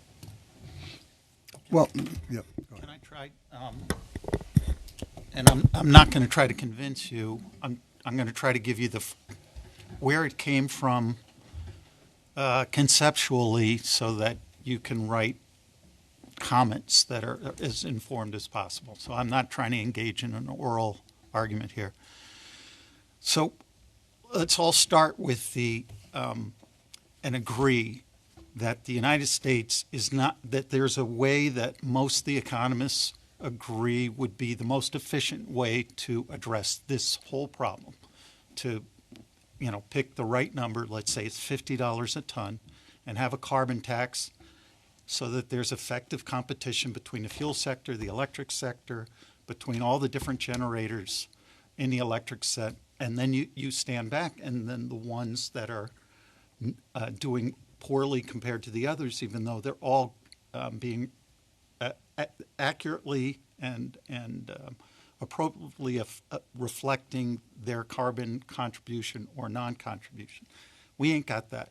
And our hopes, that's what I was engaging with Mike about, our hopes back in the mid-aughts for where we are going, and maybe Waxman-Markey and all of that, have been dashed upon the rocks. So the question here is, given that we don't have that first best approach, given that New York and California and a number of other states are, in one sense, tying one hand behind their backs economically when they compete with other states by raising their electric prices to do this, how can we do this in a way that balances the costs that we're placing on our consumers, both the end-use consumers and those that are turning around making products and selling to others or leaving the state?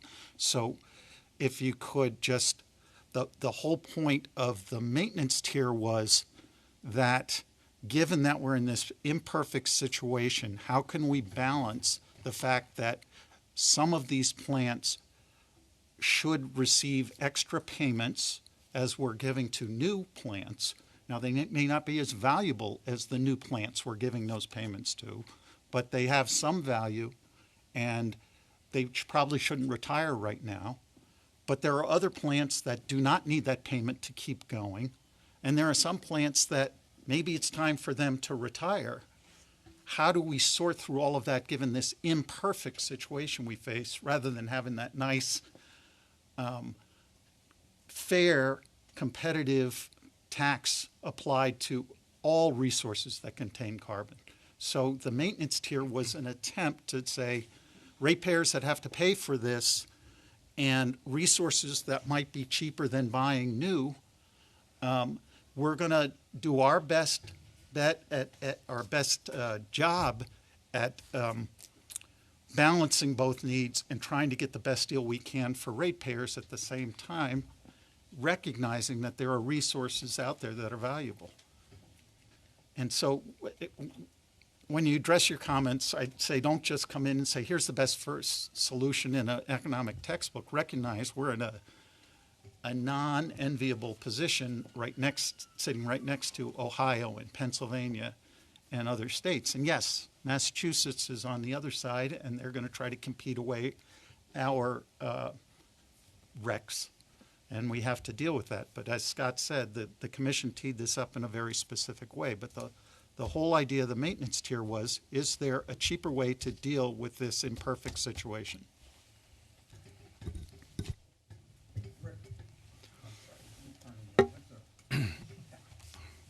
Well, thank you for the opportunity to be here and to participate in this roundtable.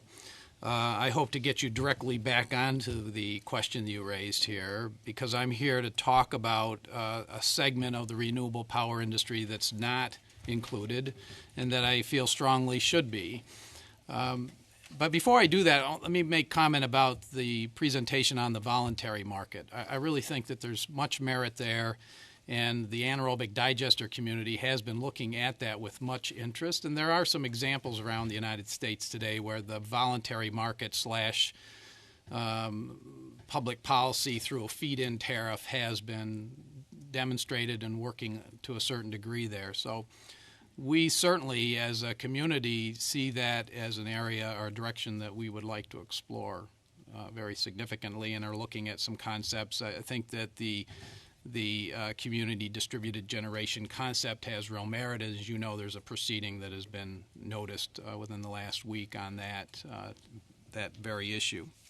With regard to the legacy digesters that are out there, there's about 28 of them scattered throughout New York State. So it's a finite community. These are dairy farmers that are the best of the best in the industry. They're the pioneers that made the investment. Yes, they partnered with NYSERDA in many major ways to put these technologies on the ground.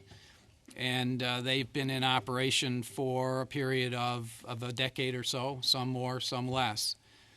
But it's clear that their to-go costs, their operation and maintenance costs, are far greater than what they receive for the power injected onto the grid today. And there's a number of reasons for it.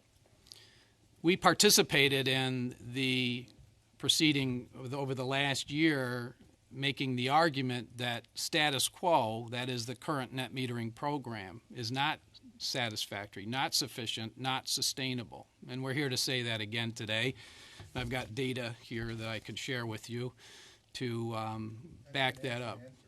Yes. Fair enough. So we feel that here's another opportunity to talk about that within this proceeding. This tier we feel is appropriately addressed in that, and frankly, looking forward with regard to the decisions made under VDR Phase 1, we fall outside of that just about completely. Very unattractive opportunity. So it has compelled us to come back and say, yes, this is an important piece of technology, important part of the renewable energy community that should be part of this discussion going forward. So, Rick, would for this particular conversation, would expanding the maintenance tier, given the bureaucratic nature of it and all, and the downsides of that, but to include these legacy digesters be something you would be advocating for, or are you looking for more or an alternative? Well, I'd have to look into the details of that to be able to answer your question, Warren. Yeah, the process was described in one of staff's documents, probably the... The process is contained in Appendix D of the August. There you go. CES order, and it's also in the Phase 1 implementation plan. But it is bureaucratic. It's a filing of financial need, 3 years' worth of financials, and a request for a maintenance tier contract based on a staff review of what your to-go costs are, what it would take to keep you just lucrative enough just to keep producing. So there are lots of issues to unpack just in Warren's sentence. No question. Which we will. So again, I want to give people a chance that haven't spoken. One light item I just would observe is what you're talking about is a case-by-case argument. Yes. And that, I think, would be less attractive than trying to look at this as a whole class. Fair enough. Bill.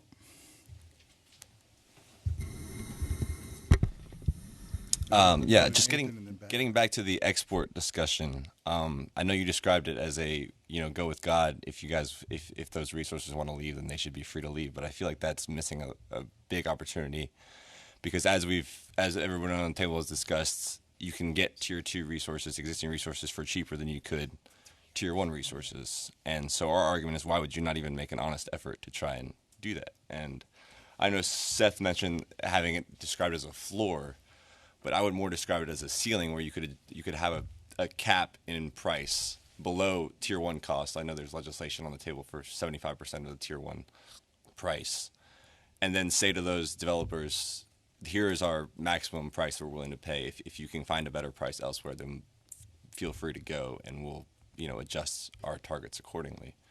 And I think that would be a much better way of making an honest effort at maintaining New York's existing resources. Fair enough. I want to clarify two things. One is that the view is not as laissez-faire as it may sound to somebody who's just tuning in. The Commission's view is to wait through the first 3 years and see what the experience is and adjust then, rather than taking on the financial obligation now. And again, I think Mike Mager's point was there is a school of thought that I think is legitimate that says, well, wait a second, these existing resources had their contract, and everything I'm about to say, of course, is open to challenge. So I'm going to be a little, but there's a school of thought that says these facilities had their contract. They knew what the deal was. They were getting their costs paid, and those capital costs may be fully paid now. So the amount of revenue they need to keep going should be available in the competitive energy market. If it's not, then it may call for some rational entry and exit of resources. So we're not maintaining resources that shouldn't be maintained. I'm not advocating that point of view, but it is a point of view that needs to be considered. But I want to build off your point. You and others have raised it. If we start from the premise, again, which is a reality right now, that there's to be some showing of financial need. Can anyone conceive of, this is an invitation, it's not a challenge, can anyone conceive of a structure that says, okay, if you show financial need in this manner, maybe not as onerous as Appendix D, then you're eligible for one level of support. And that could be a percent of the REC. It could be the social cost of carbon minus RGGI. It could be anything that's determined. But if, in fact, that's not even enough, and then you're willing to do the Schedule D or something similar to Schedule D, then you may get that fixed amount plus more. So that's another structure, but it's premised with some showing of financial need. And I think the important thing that we all know from our experience is that embedded in the Tier 1 REC price, in the prior RPS REC price, is a value for attributes, but it's also a form of missing money to get the project done. And all that comes into the REC price. whatever that rec price is, and that's why some people say 75%, some people say 90%, I'll say social cost of carbon minus Reggie as a value, that if the state wants to acquire those attributes, the cost of the attribute for an existing facility, if it's greater than zero, it's also less than a rec, a current rec. Again, that's a school of thought, and when I go to Nathan, everybody can figure out to tell me why I'm wrong. Thank you. I'll defer to others to tell you why you're wrong on that particular issue. But I guess I come from maybe a unique perspective at this table with respect to the fact that we certainly do have a facility that is in specific financial need, and I don't think there's a question about our eligibility under the current plan. But that notwithstanding, I do want to echo some of the comments earlier today, in particular what Philip, I believe, just brought up a very good point, which is, if we have a target in 2030, every facility that comes offline is going to need to be replaced in some manner, and it may be a very expensive process to get those replaced. And we need to be cognizant of that now, not necessarily 3 years from now, because I think it was Chris maybe mentioned there. I mean, there are proposals on the table, RFPs in play that could take many of these assets with respect to their attributes away, for good. And I know our facility may be gone for good for financial reasons, but there are other facilities whose attributes could be gone in very short time for good. So we just need to be, cognizant that there are multiple ways that these megawatt hours could leave the system. And we appreciate the work that this group's done to recognize facilities like ours that do have economic benefits to the region because we have ongoing, variable costs to employ many people, both in the woods and at the plant. So we appreciate that, but we wanted to make sure that it's emphasized that everyone else here has expectations for wanting to stay in the state, but I can certainly understand why they'd be looking at those export schedules. And one thing I just wanted to mention really quickly is that as he just mentioned, New York doesn't have a very good track record of hitting their renewable targets and playing catch up. I mean, we saw that happen in 2013 and we saw that happen in 2015. And the risk here is that if we lose a lot of existing resources, it's not going to happen in 2030. Yeah, let me acknowledge the Richard. We don't want to go down why the CES is different than prior programs and why we think the CES provides the platform that will get us to where we need to go. I think that all that notwithstanding, we all want to be sensitive to cost. And that's really what we're driving in at now. Mike. Thank you. I think the dilemma is that when you balance out the economic development issue that Mike brings up with many large users in terms of not being able to continue to expand or grow or build new facilities in New York because of power rates, at the same time you're going to have to pay the price for the public policy decision of dealing with the 50 by 30, and which is a good policy, but there's a cost to it. And I guess what I look at from the small hydro projects that we run, and we're still involved with contracts that run through 2029 that the commission approved in the mid-'80s. But what we're looking at, when you take debt out of that equation, 4 cents. When you take real property tax out, you're down to 3 cents. And that's with no return. And the issue then becomes, how do you go about, when you actually look at someone's numbers, determining what the financial need is? And I think I don't have the answer to that. I was going to ask you. But it's... I'm happy to. I'll share numbers with the staff, but I do regularly with ORPS. But we're paying almost a penny in real estate taxes. No, I understand. And for those who have the agenda, we do want to get to that. Okay. And that's item 3C. But I want to continue the current line. Now we'll go back to folks who've spoken before. We'll go in the same order. Amy, AJ, Seth. So I just wanted to respond a little bit to the multiple interveners, which is just to say that if we go down the path of changing the baseline, encouraging, procuring new renewables based on a baseline that takes into account that people have left the state potentially not permanently, then we will end up simply further overbuilding the state's fleet at higher cost, I think, than if we take into consideration the fact that we have some units now that could fulfill that need. As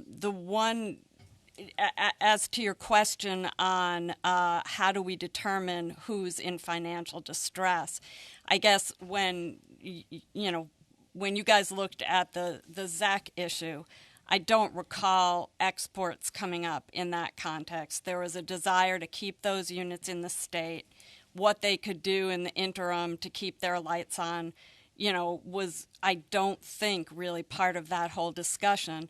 And so I would tell you that the fact that on an ad hoc basis we can get our power to another state doesn't give us a huge amount of comfort that we will be able to hang on for another 10 years. I want to suggest that, in fact, financial need was a very big determinant. Oh, I know it was, but I don't think anyone thought, well, maybe they can hang on for several years. Maybe they can move their power to Massachusetts for several years, and then we can look at this in 3 years and see if we still need this. And again, I think that's very true for a specific plant. And I think we're prepared to do an analysis for a specific plan to determine whether that financial need is there. What you're raising is the broader question. And again, I know it's difficult because I know that there's a legitimate issue, public policy issue, of whether or not financial need should be a criteria. And in this case, right now, for the immediate term, it is. Scott, I completely understand what you guys are saying, despite my lack of agreement with it. I hear you, and I understand that those are the terms of engagement right now.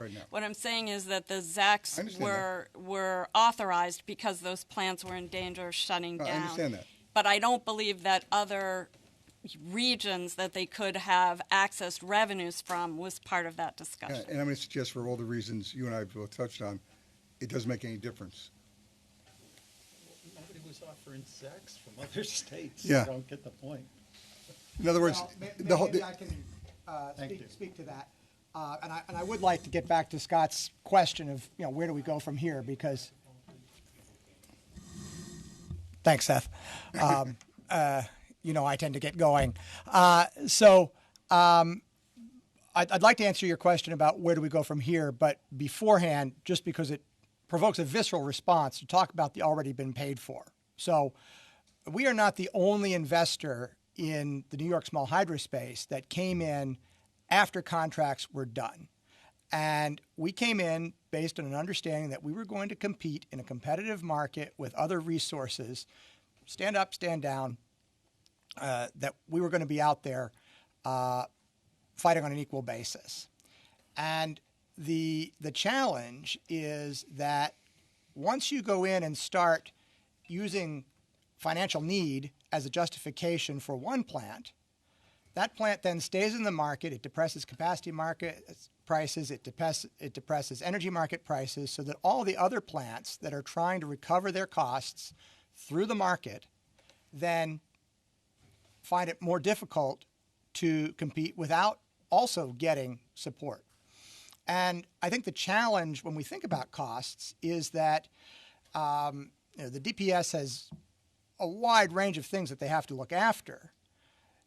A program that requires every single existing plant that's in financial distress to come in one by one is ultimately going to raise the costs to the staff, leaving aside whether the timeline will be sufficient to actually protect those resources that in many cases may have had less of a need to come in if the resources sitting in front of them hadn't gotten that support. So there are a number of us who have come into New York, have invested in good faith based on an understanding of the market that has evolved.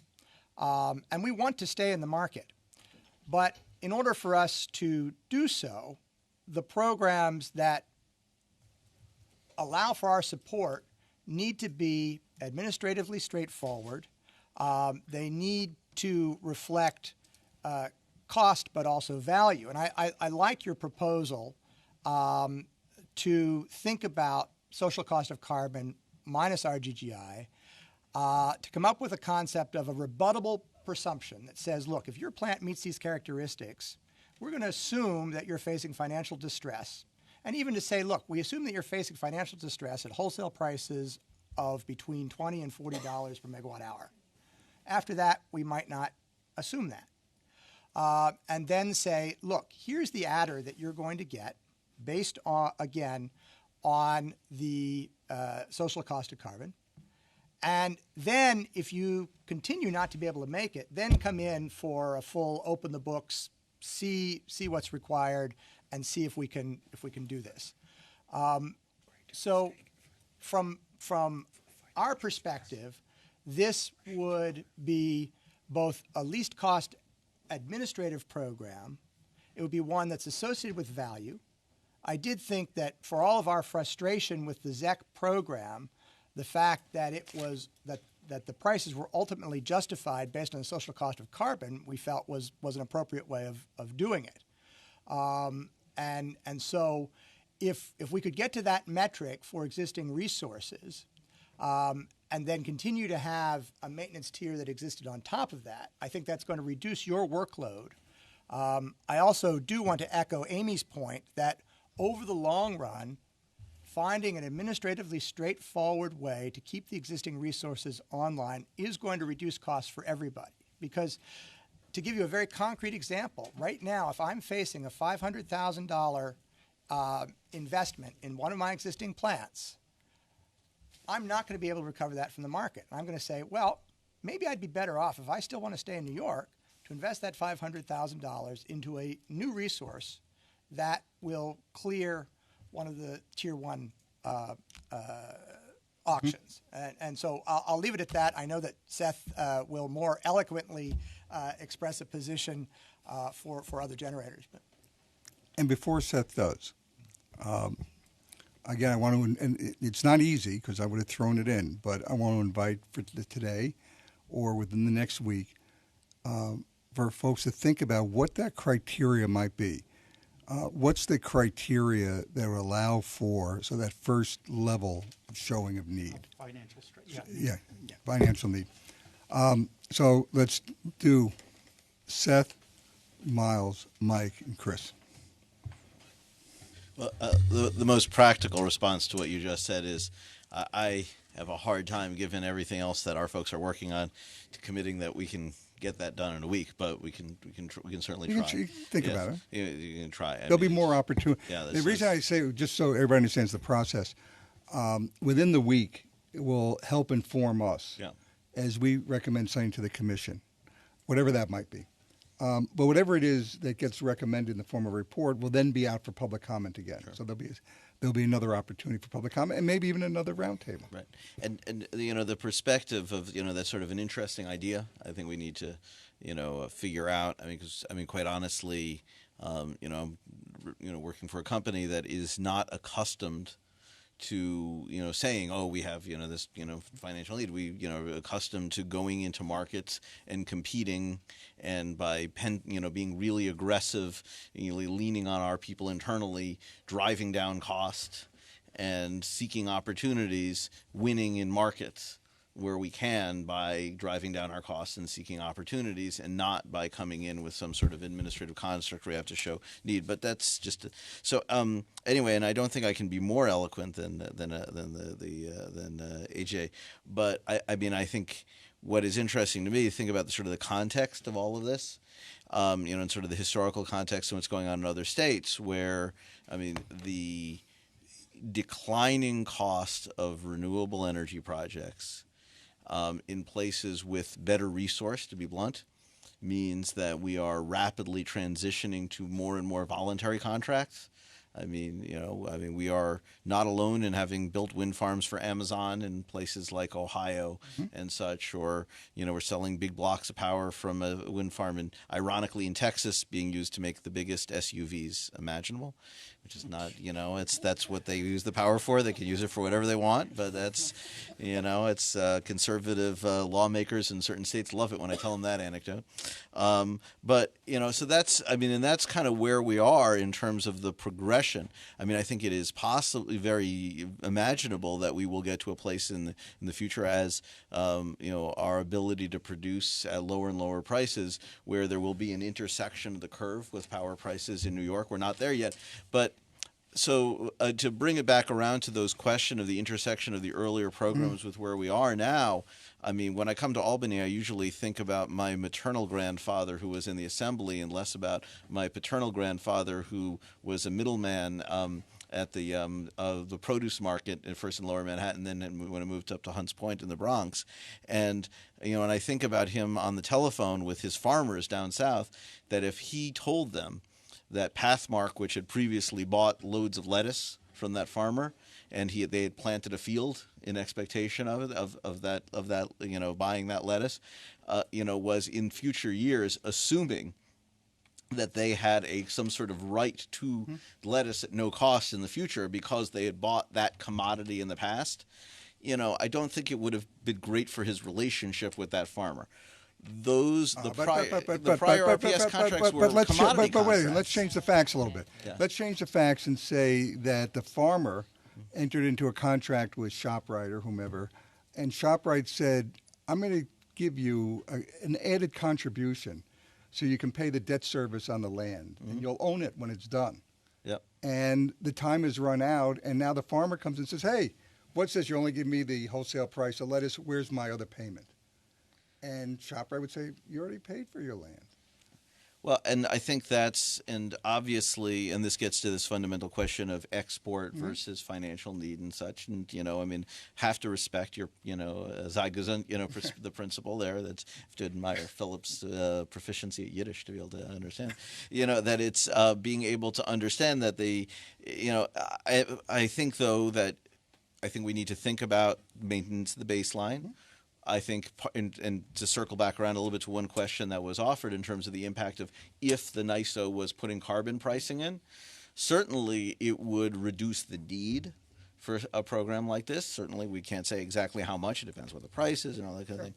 I think, though, we need to look at we are looking at a world potentially in the near future with the full implementation of the CES as envisioned, and this may be a controversial statement, but I think we are looking at an asymmetry in terms of New York's imports and exports. I have a very hard time, and my markets people who really understand this stuff have a hard time identifying what is the clear mechanism for imports into New York. That right now the mechanism is being designed so that NYSERDA is being given the mission of procuring basically the identified RPS need. So this goes to Amy's point about that you would, if you have the voluntary on top of that, then you're potentially overbuilding, and and it's so in that context where you are procuring with the intention of meeting the need, then you do not have a clear mechanism for imports, to potentially bring down. Now, obviously, in addition to having the largest fleet in New York, we have the largest one in Indiana. Obviously, I'm not going to hide the fact that we potentially could export from PJM into New York. That could have the potential to to make Mike very happy, drive down the cost of compliance in New York if there were more import opportunities. So I think it's worth thinking about that if we have a system that de facto doesn't have an import mechanism in place, and we have a mechanism, and we do have the export opportunity in place, we could get some pretty crazy, counterintuitive, unintended effects that people are not going to be very happy with in terms of existing resources being paid by other states, and and New York meeting its load with more expensive in-state resources. So I just think we need to think broadly about that and understand that that if we are going to truly think about it as understand the true nature of those prior contracts as having been commodity contracts, and that therefore if you want the commodity in the future you're going to have to pay full price for it, then there needs to be a certain thoughts about symmetry in terms of imports and exports? Trade Yeah. deals within the states. Before I go to Miles, I want to frame another question because it's come up a couple times and people can respond to it if they want or not. But many of us sitting around this table were about a month ago in Washington at FERC. And we were talking about the intersection of public policy and the operation of federal wholesale markets. And many, many people, maybe even some of the people around this table, said that the ZEC program as an example, just as an example, of a program where the state provides a public policy subsidy is unfair. It doesn't allow for good competition. And I sit here and wonder, and so I want to propose a different construct from one we've talked about, more akin to what we have now, and say, let's separate existing resources by size and say there's some class currently recognized, the very small existing resources. They're local, they're small, and the state, as a matter of public policy, wants to maintain them. I forget how we do that, but we want to maintain them, and we want to maintain them for all the reasons that we want to do that.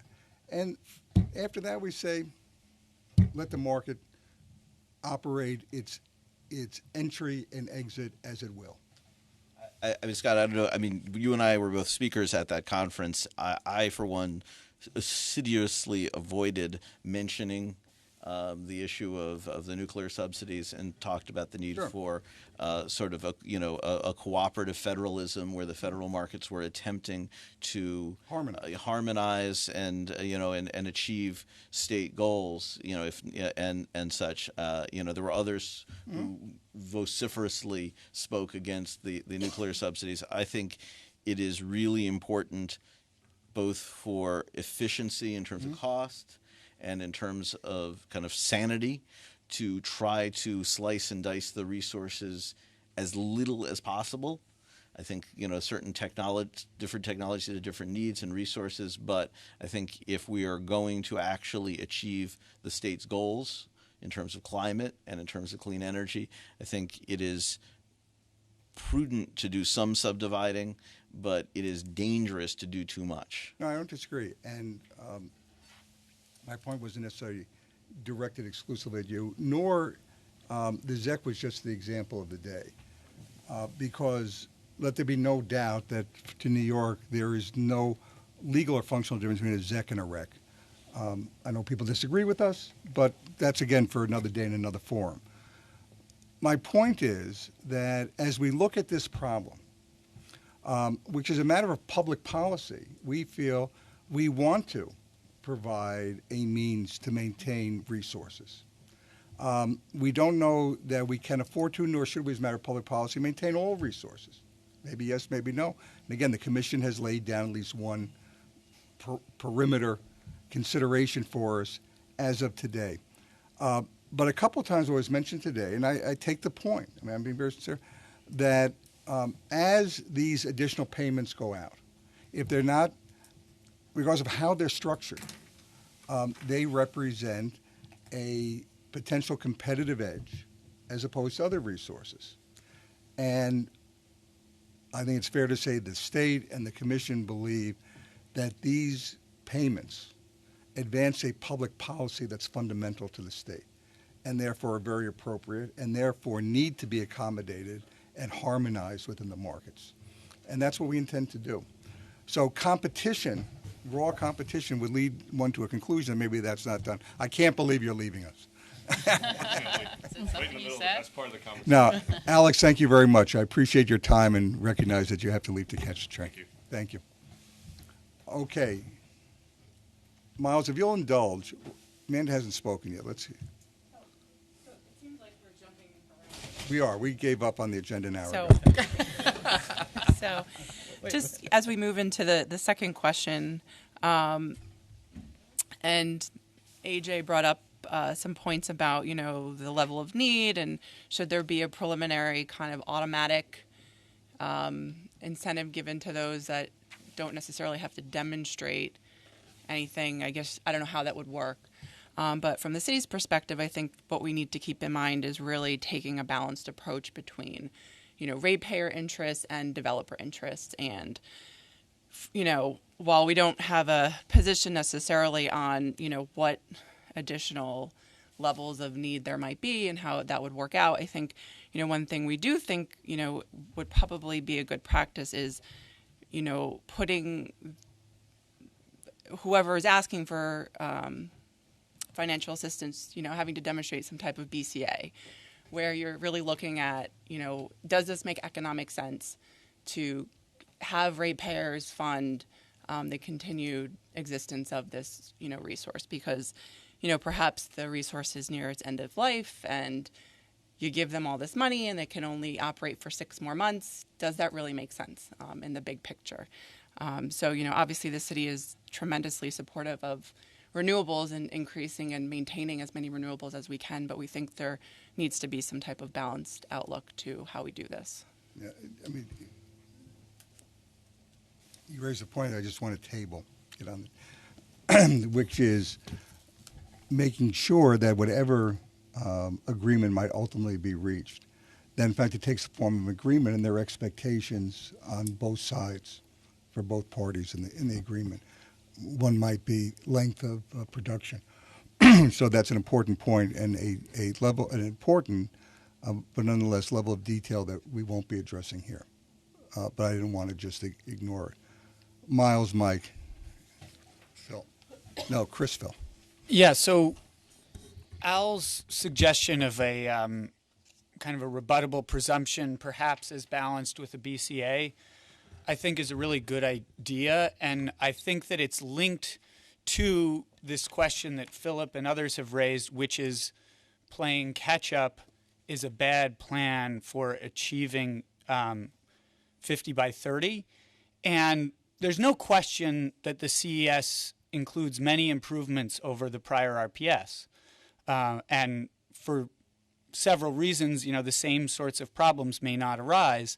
But the decision on exports, kind of assuming that you won't have any, and then waiting and seeing if you do, and then catching up if you do, is combining with a series of other assumptions that may require a similar result on energy efficiency, on load from EVs and heat pumps.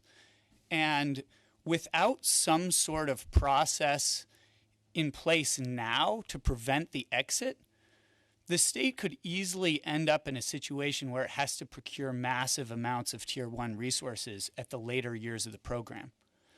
And so I think I would urge the Commission to think about all of these things as linked, to set forth a trajectory that goes all the way out to 2030 with provisional targets for every year that show and demonstrate how, if it turns out that the state does need to do some catch-up, as it's contemplating it may need to do, those later year targets have sufficient room that they can be increased if necessary.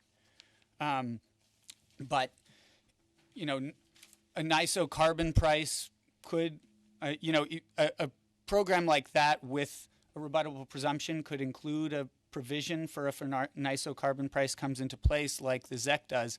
But I think we all know, Brad Jones's own words, that's 5 years away.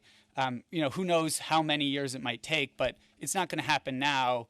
And without something, we'll be significantly in the hole potentially, and setting up a situation where 50 by 30 doesn't get achieved for different reasons than those that plagued the initial RPS. And I think we all want to avoid that. Mike. I'm not sure I want to avoid it, but and I'll explain what. He's turning my power off. I want to respond.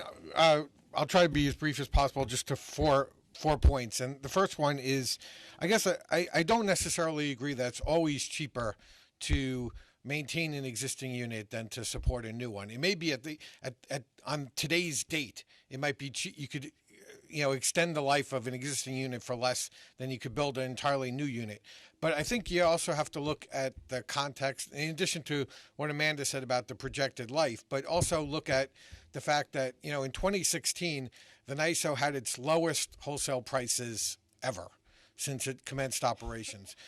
Market prices are extremely low.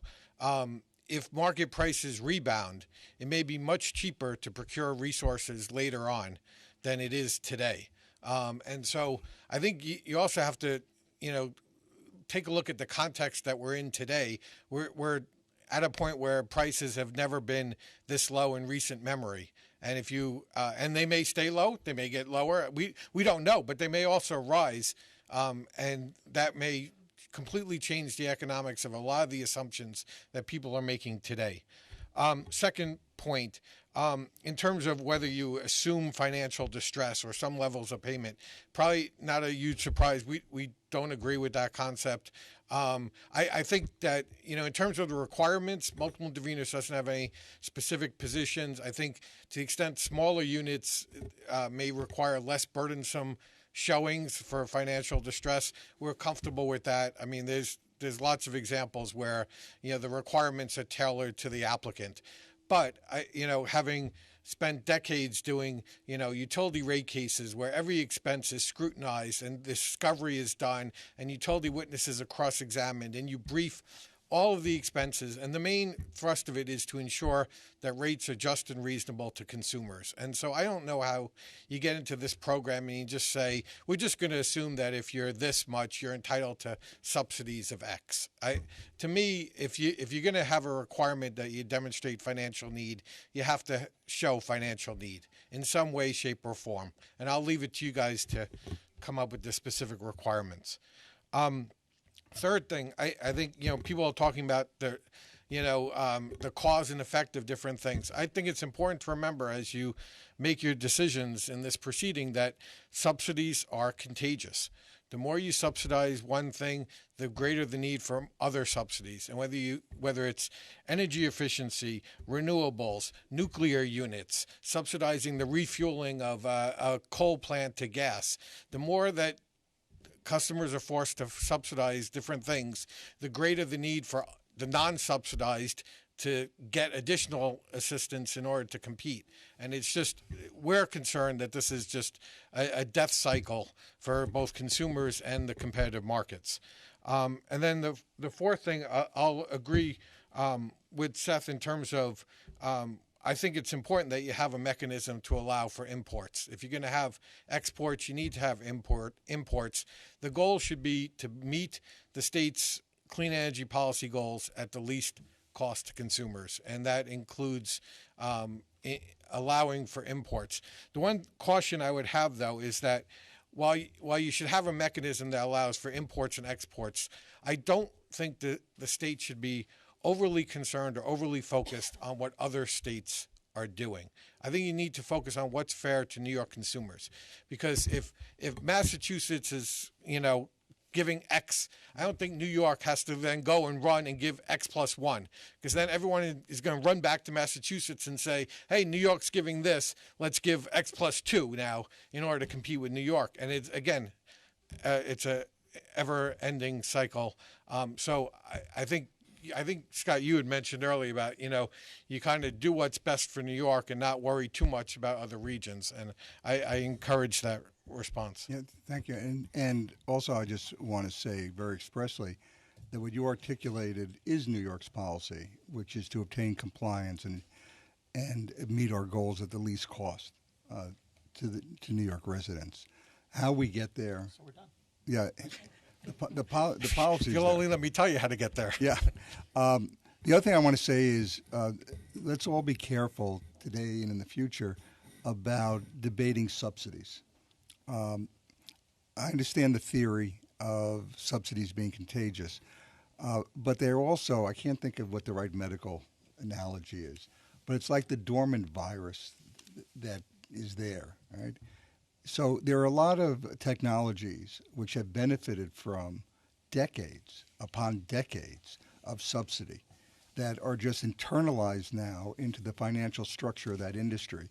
And if we're going to start counting other people's subsidies, we should count all subsidies, including the historic subsidies, that in fact some technologies are competing against. I think of them, as I think most of you know, as expressions of public policy. Take a look at what the landscape is at a given point in time. A state adopts its public policy through the deciders, the commission, the legislature, the governor. And that's the avenue they want to pursue. And right now, New York State has some very clear public policy regarding renewable energy, for example. Okay, Chris, how are you? My silence has awarded me with a jump to the front of the line, I guess. Thank you, Scott. So first I wanted to echo some things that Amanda said about the hi, Amanda. About the maintenance tier and balancing the interest of customers and developers. And, Con Edison strongly supports the 50 by 30 goal, but we strongly agree with you, Scott, that we need to balance costs with achieving that goal. And so I didn't want folks to think that everybody was feeling either too hot or too cold about the maintenance tier. We actually like the way the maintenance tier works as a utility that, as Mike was noting, we have to file reams and reams of data when we ask for support from our customers. We think the maintenance tier, it should be streamlined if possible, but we don't think that it's too high a hurdle to jump over the way it exists today. So I think I had come to this tech conference thinking, no, we're not going to talk about Tier 2 RECs, and I feel like now we're in effect in many ways talking about Tier 2 RECs. And we liked the way the CES order came out on existing resources. We thought a continuation of the maintenance tier was an appropriate way to keep that base online. Restricted the way it's restricted in the order? I can imagine ways that you could modify some of the eligibility requirements a little bit. So I think that that 2003 date, may be a little bit arbitrary. I think I agree with Mike that our view had always been that once you got an RPS contract, at least under the old RPS, that was it, and then the expectation was you were going to get the rest of your resources from the market. So going back to the grocery store analogy, once you'd gotten that payment for your debt service, then you were going to sell lettuce at the regular wholesale price. So I wanted to throw you out a little. But now let's change another fact. In the intervening years, there was a massive flood that the farm suffered, and it had to put in a whole new drainage system and have other capital costs that weren't anticipated. What does ShopRite do then? And you don't have to answer it, but there are different levels of facts that could take place. Yeah, so I guess if I was ShopRite, I would look at what my options are, my cost options, and I feel like that's what the maintenance tier allows us to do. Is should we go out and buy, subsidize a new farm, or is it cheaper and more advisable to continue to provide additional public policy support to that existing farm? They're eligible. If they're eligible. I think Scott's saying even if they got RPS payments before, that's right, then something happened. Yep. But I think that showing of financial need, I think that's the protection that our customers are looking for to make sure that we're not paying too much. And obviously the commission agrees with that again, to state the obvious. Yep. So anyway, I think if the commission decides to go back and look at this issue of Tier 2 RECs, I think in my view, it's worthwhile looking at kind of some of those original cost studies as well. Is Tier 2 RECs plus Tier 1 RECs that are all procured by NYSERDA, is that the cheapest way for the state to achieve its goal, or should we look at some of the other options that were off the table? I didn't hear some about Tier 2 RECs until you brought it up. I felt like I was hearing Tier 2 RECs in code many times. Yeah, I think going back to the staff white paper with Tier 2A and Tier 2B is. But we're not discussing that. Yeah. It's not out in the open in front of everybody. And then I look forward every time I can agree with Seth on an issue. I think having a system that allows imports to flow effectively and with low transaction costs into New York is critically important. We were never in favor of the RPS decision. I think that was in 2012 that excluded out-of-state resources because we felt it was just going to drive up costs for our customers. So hope you have a good outcome in that work. We'd strongly support it. Thank you, Phil. I think Chris was ahead of the other Chris. Okay, Chris. Voluntary works. I guess, the opening up the markets to imports would also apply to a tier 2 potentially and create a level of competition there as well. And just to address because I happen to be pretty close after him, but he's still doing it nice. To the extent that a rec payment or some sort of tier 2 or maintenance payment now only captures a snapshot of today's market, and which could go up or down in the future. If it goes up, obviously you need less support. I think the sort of the simple elegance of the aforementioned legislation, which would have 75% a tier 2 price be 75% of tier 1, would reflect that change, because the tier 1 price would go down as the wholesale energy market prices went up, and so the tier 2 would be 75% of that, so it would capture the same. Yeah, but again, and one of the issues in my mind about that approach, it's just an issue, is the rec price, to the extent that one wants to assert that an existing generator is generating environmental attributes along with electrons, and those attributes have a value, and the value should be paid for. Using the rec price is pricing that attribute for components that aren't necessarily the environmental attribute. It's the cost of a new entry in that particular year. In other words, if we wanted to buy the carbon, we buy the carbon at the SEC minus Reggie. And when a new facility comes in and says, look, you can give me the carbon, but that's still not going to be enough, so I'm going to bid above that. Mm-hmm. And the current bid price is, some $24, $25 for a rec.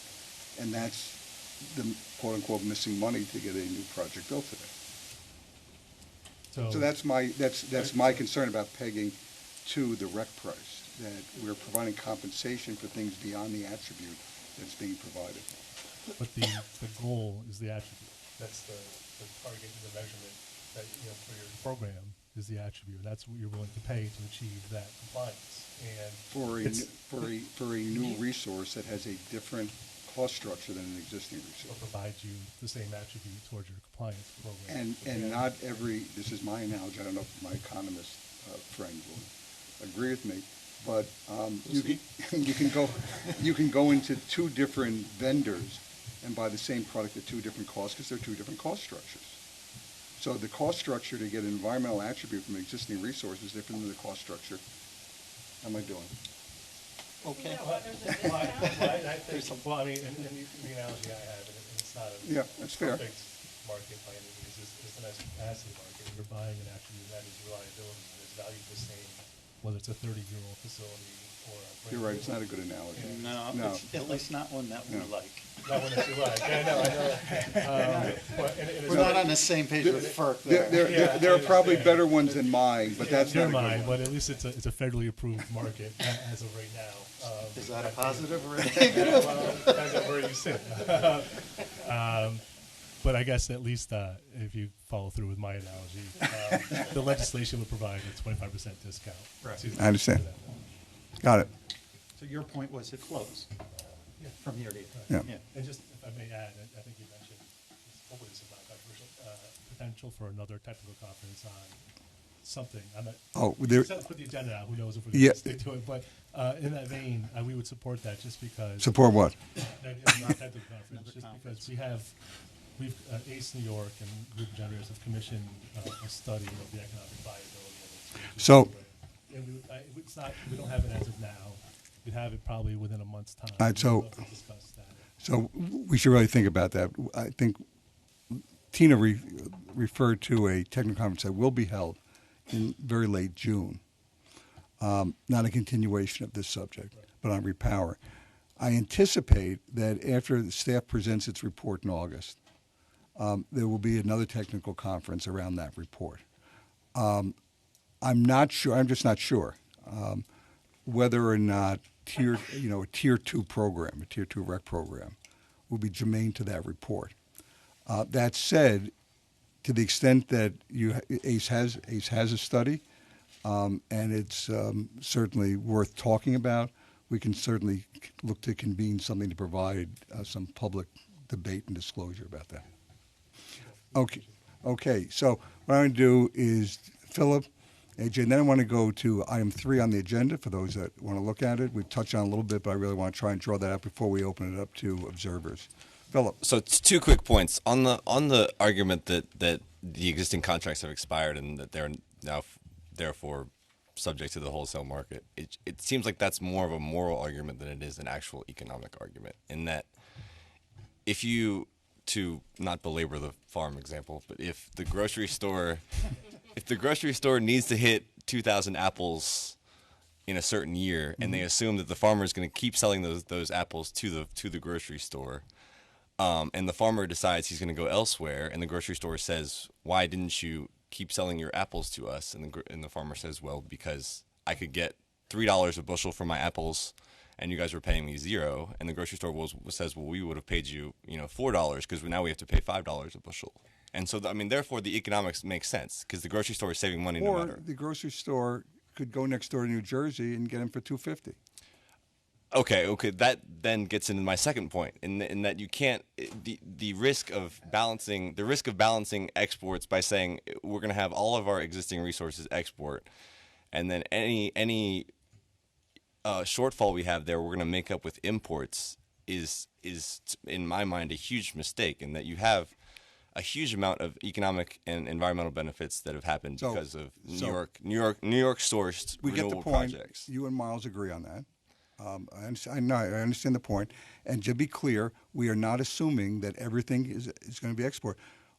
The Commission has taken the position currently that for the first 3 years, it wants to get some real-life experience to understand not the theoretical possibility of resources moving out of state in terms of their sales, but what the market in the current structure looks like. So can I just ask the hypothetical challenge there is that if after that 3-year period, say 25% of your existing resources have exported their RECs to other states, what will the Commission do? Man, if I knew that, I wouldn't be working here. Well, that's my problem. That I feel like this is a reactive approach rather than a proactive approach. It is admittedly reactive, but it doesn't mean that there isn't a process in place.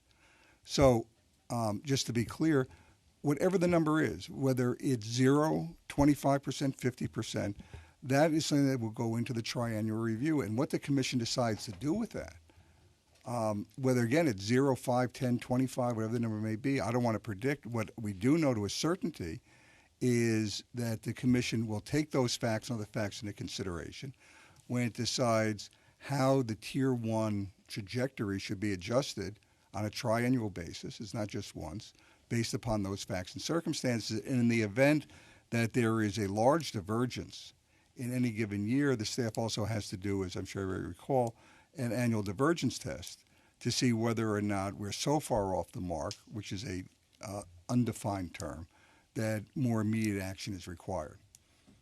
So, again, I just want to be clear. I understand your point. It's a very fair point about uncertainty, about the relative benefit or lack of benefit of relying upon an outcome and uncertainty and relying upon the ability to import to replace exports when the level of exports aren't even known and the ability to import is uncertain. So, I mean, it's a very fair point. I take it. I'm not diminishing that, but I want to put bounds on it. It's not like the Commission just said we're never going to consider it, and we're not going to consider the impacts of it. AJ. Oh, thanks. I just wanted to quickly address some comments from our colleagues at Consolidated Edison, as well as Mike and Amanda. So, first and foremost, I would say that if this were a genuine rate case, where we could come in and be reimbursed for our full costs of our debt, our cost of equity to stay in business, we would do that. We would love for all of the utilities in the state of New York to sign up to that kind of regime. But nobody is going to do that. So I just want to be clear that it's not exactly the same as what others are being subjected to. Point of clarification. It is the similar standard we apply to reliability must-run generators at the bulk level, as opposed to the utilities are a totally different situation. They're not going to be within 20 years.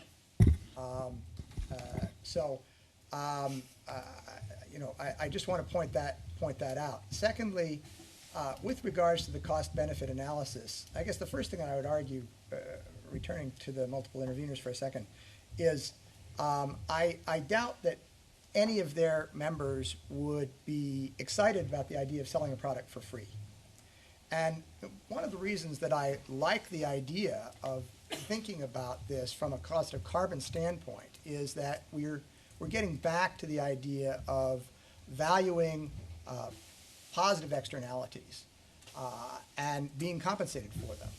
And when we think about doing a cost-benefit analysis, clearly the benefit part of that is already addressed through using that particular metric. And so I think it's important then to think about how do we develop a simplified way to make sure that those of us that are producing these attributes are compensated for them, particularly in a world where we are competing against a large hydro producer that sells its products at below market cost to large members of the multiple interveners. So I just hope that we can keep all of these perspectives in mind. Going there. That's been around for how many years? So just for a couple minutes, we've touched upon this a little bit, but I want to see if anybody wants to specifically make some points on this. And this is topic C, 3C, and it's the issue of the standard of to-go costs. And the way it's presented in the agenda, the question is, are there circumstances in which other costs, in addition to the quote-unquote to-go cost, should be considered? And if so, what might those circumstances be?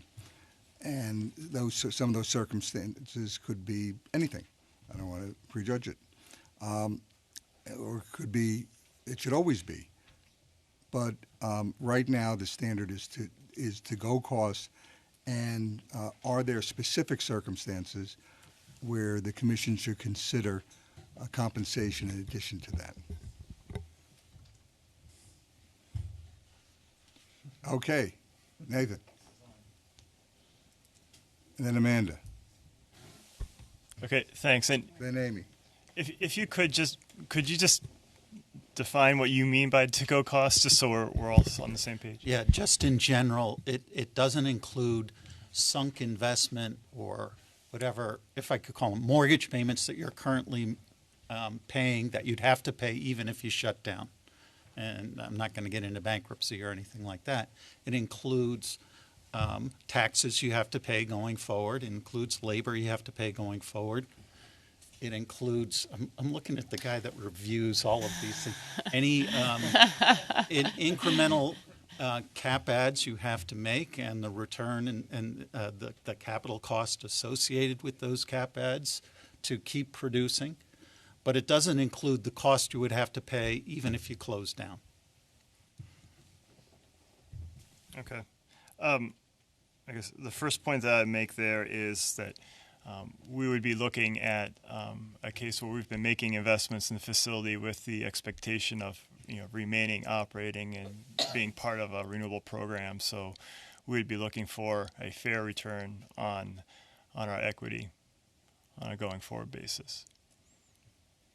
I think it's as simple as that. And just to follow up, I know it's not exactly on Part C, but if envisioning the process of having a review of this, I think it would be very helpful for all parties if there was like a standardized window of time for the review to happen for exchange of additional questions, so that there's some certainty on time frame, because time frame is and again, certainly in terms of the process we'll be using, particularly because of Anka's the inability to answer questions, Anka's presentation, we're going to have about a half hour or so for observers to ask questions. There are a couple issues that we'd like as staff to have the benefit of some thought. I'm going to call these informal comments. They're not necessary. There's no reply period. Anybody that wants to provide some other background for us to consider as we write our report to the commission, please do. After August, that report will be filed through the SAPA process. There'll be a notice there'll be comment periods established so that there'll be the normal 45-day period at a minimum in order to work up this issue. We originally didn't think we'd ask for and invite comments afterwards, but it's informal, and as some person said at the last one, you don't have to. We're taking notes. We have people around the room taking notes, so don't feel you have to memorialize anything you said today in writing. It's just an opportunity to supplement it. Amanda. So he kind of went there because I had a question as to what you meant by additional other costs, and if you were really getting at a return or giving developers a return. I think from the city's perspective, we think definitely that developers should be entitled to earn a reasonable and fair return on their investment. However, it should be commensurate with their risk. So if the risks are gone or significantly mitigated, I guess the next question is, how do we develop what is fair and reasonable? Because those projects aren't going to have the same overhead as, say, another developer's project that isn't getting subsidized in XYZ way. So I think, while the city definitely believes that you're entitled to a fair return, I guess we're just interested to see how that would be set forth and what kind of structure that would take. Thank you. In deciding that. Amy. Then Rick, and then we'll open up the floor. Can I just ask a clarifying question? We've talked a lot about the 3-year triennial. I had thought in the implementation order and in the rehearing order there was a sense at the PSC that in those orders that there was more urgency about this issue. Is that That's not why we're here. true? Yes, yeah. So I guess I would just say that 3 years is a really long time. No, I understand, and I mean, you bring out an important point. We're here because the Commission's directed to consider this issue set, again, assuming financial need, and the Commission has made certain assumptions which are laid out in its orders about needing financial need, its acceptance, if not promotion, of regionalization of market, import and export across borders. And what we really want to zero in now is the questions that we were asking today, which is, what's the criteria? How do you define financial need? Are there different levels of financial need? Do the different levels of financial need maybe lead to different levels of support under a maintenance tier? Things like that. Yeah, apologies. I must have misunderstood. No, that's fine. No, I have been known to lead people astray. So with respect to the go-to costs, I guess I would say, we don't necessarily believe the RMR analogy is a very good one here, in the sense that that's, intended to be a very short-term type of transaction, and the entity is really kind of, maintaining itself for a very short period of time until there's another solution. We would hope that our assets, which are our particular assets, are only 10 years old, would continue for a significant portion of time to provide the same kind of non-emitting credit as any other new or otherwise subsidized resource does. So I would say that, to me, the to-go costs really need to reflect the fact that we're really adding to satisfy the state's goals in the interim period. Rick. Just ditto on the earlier comments with regard to reasonable cost of investment, return on investment, I should say. So to summarize what I took a long time to say, so the approach we have now is staff's attempt to do our due diligence with respect to ratepayers and say, we believe we are not giving windfalls away that are not required by certain generators. And I hear that, and the Commission is asking, is there a better way to do that? But it's not telling us to ignore that. So in your comments, if you think what we're doing now is an inappropriate way to do that, please make sure you mention what you think the better way is to address what I call our due diligence to ratepayers. Okay, let's start with folks who are in the room. Anybody in the room who's interested in asking a question or sharing a thought, please feel free to step up to the podium. Don't feel any obligation. Ann, you look like you're about to get up. Yeah. That podium? Yeah, that podium. Okay. It's not motorized. And, You should try that. and as has often been the practice, if other people want to, you can wait till the podium is vacant, or you can stand off on the side and be in queue. And please state your name. Hi, this is Ann Reynolds from the Alliance for Clean Energy of New York. Wanted to respond to a couple things, and then mention two things first, actually, that haven't come up at all. One of the questions you asked is if the state made a decision that there were certain size existing or pre-2015 renewables that you wanted to have a program for, and do it that way.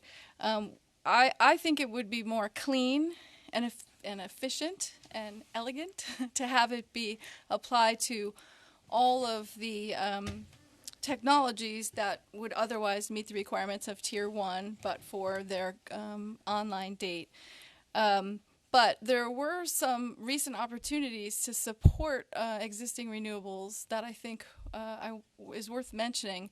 That I was reading the NYPA solicitation that came out on Friday, and if I read it correctly, it would offer contracts to imported pre-2015 renewables, but not for in-state pre-2015 renewables. And I can see the reasons why, but it does exacerbate the problem that we've been talking about today. Same with the VDER tariff. If I understand correctly, even if you increase the threshold up to 5 megawatts for VDER, it doesn't apply to existing renewables, although someone set me straight if that's not the case. So it's another... It's whatever the Tier 1 REC, you have to create a Tier 1 REC. So whatever the Tier 1 REC eligibility requirements are, that's what it takes to get a Tier 1 REC credit under VDER. Yeah. See, I think that's a missed opportunity to support the same resources that we're talking about today. And without arguing it, I think there's arguments for compensating existing renewables. Certainly, just as a reminder, that was the way we were able to not count that in the budget, because we said that that's a wash. And so that's why we did it that way, was it didn't cost us anything under the 2% revenue impact budget. So there would be a cost to it. It would limit the number of megawatts if all else stayed equal. Know what I'm saying? I think so, but I think that I don't agree. Because there'd be an obligation on LSEs to acquire a REC, Right. they're acquiring the REC through the vehicle of the VDR tariff. Mm-hmm. This allows the utilities to Yeah. avoid that cost. Therefore, we said, of course, we'll give you the credit for it because you're helping us Yep. avoid the cost. And it didn't count towards our revenue impact budget.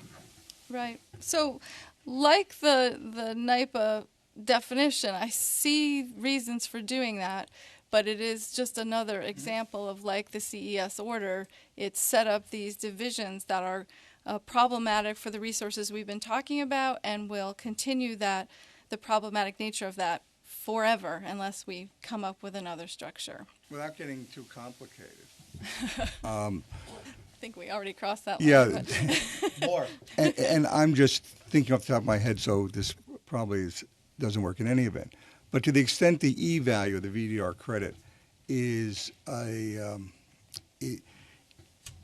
is the value of a REC, and it's another means of an LSE acquiring a REC, assuming we come up with criteria for Tier 2, we'll continue to call maintenance payments, and we have a DER resource that would otherwise qualify for that, it might be that payment could be made through a variation of the E value, Right. still leaving, So, I don't know. if I understand what you're saying, if, for example, you had a Tier 2 program where I don't know what I'm talking about. where the REC price was set at some amount. Have to implement it, would rather you do it through other than the VDR.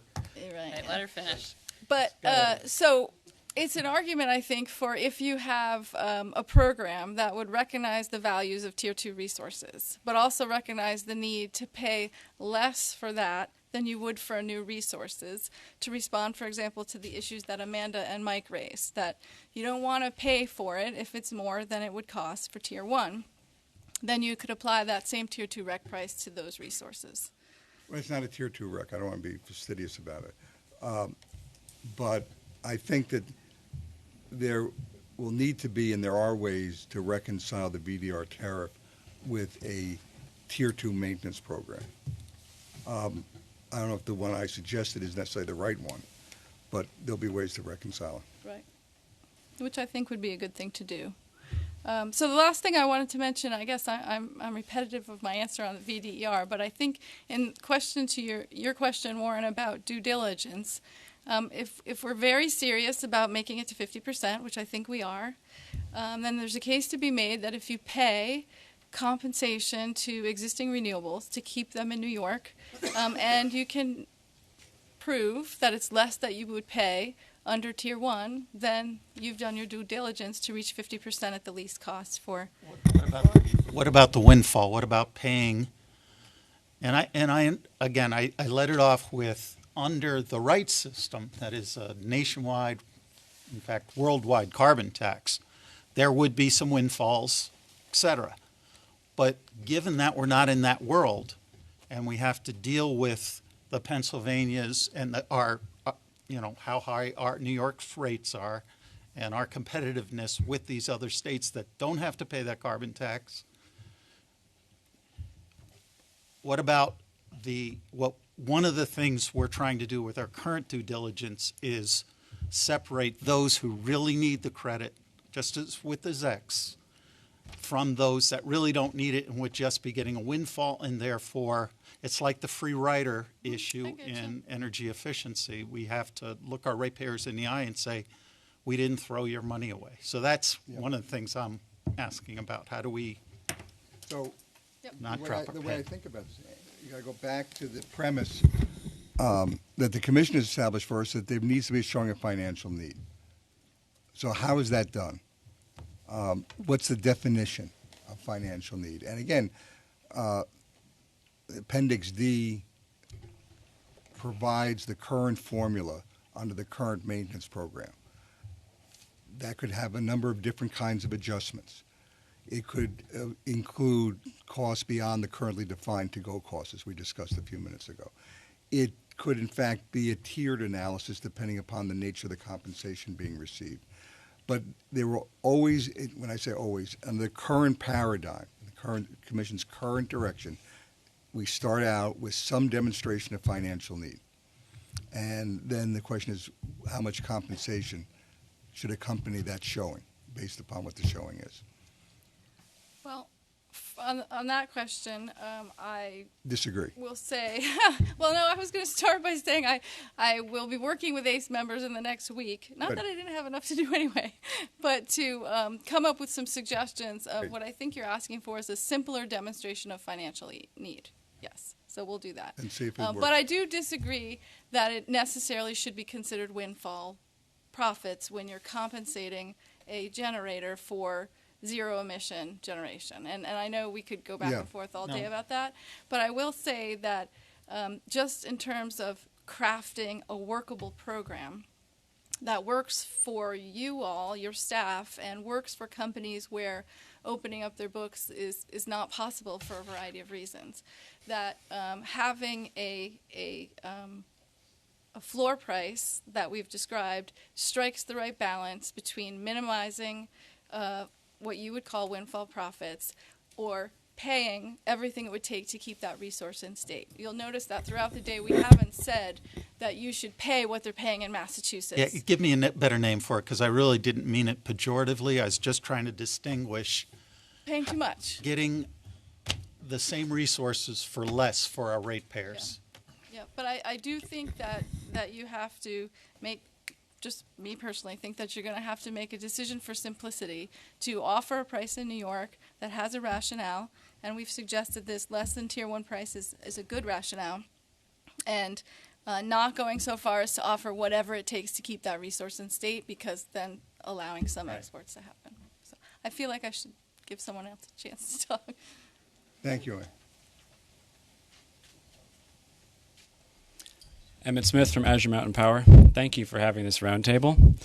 I wanted to close the loop and emphasize the potential for synergy between any kind of a Tier 2, use the word or not, and customer-driven solutions. I'm from a family of small hydro developers. We've always preferred to try and find our own customers. We like the idea of voluntary compliance keeping us in New York State, but we're facing a lot of competition that's really hard to overcome.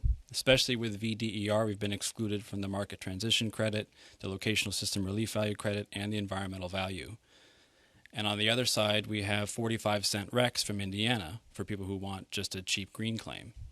So if we're going to, and I've talked to municipalities, universities, hospitals, prisons. I've talked to all sorts of different and large-scale energy users in our area, and the simple fact is they won't pay more without some kind of incentive for doing so.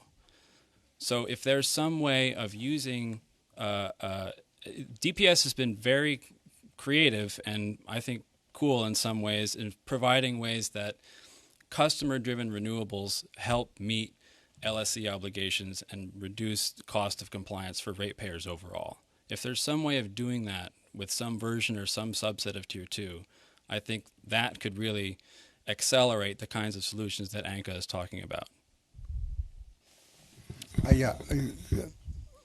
The point I want to make, then Warren may want to make one. My earlier invitation about us working with parties to a voluntary transaction recognizes that interventions may be needed early on in order to incent these kind of voluntary arrangements, just because of the nature of their structure. I don't want to predict what they might be or how they may manifest themselves, but there is a very strong desire to be able to demonstrate the feasibility, even if it's during a transition period, for voluntary activities, because ultimately that's the way we're going to need to go. Yeah, the only clarification I was going to make, and you're probably more aware of your situation. Oh my God. I hope that was thunder. One of us is being judged. I'm not sure who it is. Please be thunder. Yeah, I think it was thunder. It was a strike. It was a strike right outside. Reminder of who's really in charge. Either way, make it be an act of God. Just on the MTC, there is an ability, it only applied to NEM-eligible technologies. So if the reason you're saying you don't have access to the MTC is because you're not a NEM-eligible technology, okay. There is an ability for mass market customers to opt in to the VDER and get the MTC, and I just wanted to make sure people realize that. I'll take a closer look at that. The other thing is, as I'm sure you know, we're about to begin phase 2 of VDR, and one of the priority issues there, the Commission has directed us, be the extension of the VDR tariff to non-NEM technologies. But not the MTC. But not the MTC. That's right. But, let's start with what you can get and then figure out what. I've got wheels spinning in my head. Good.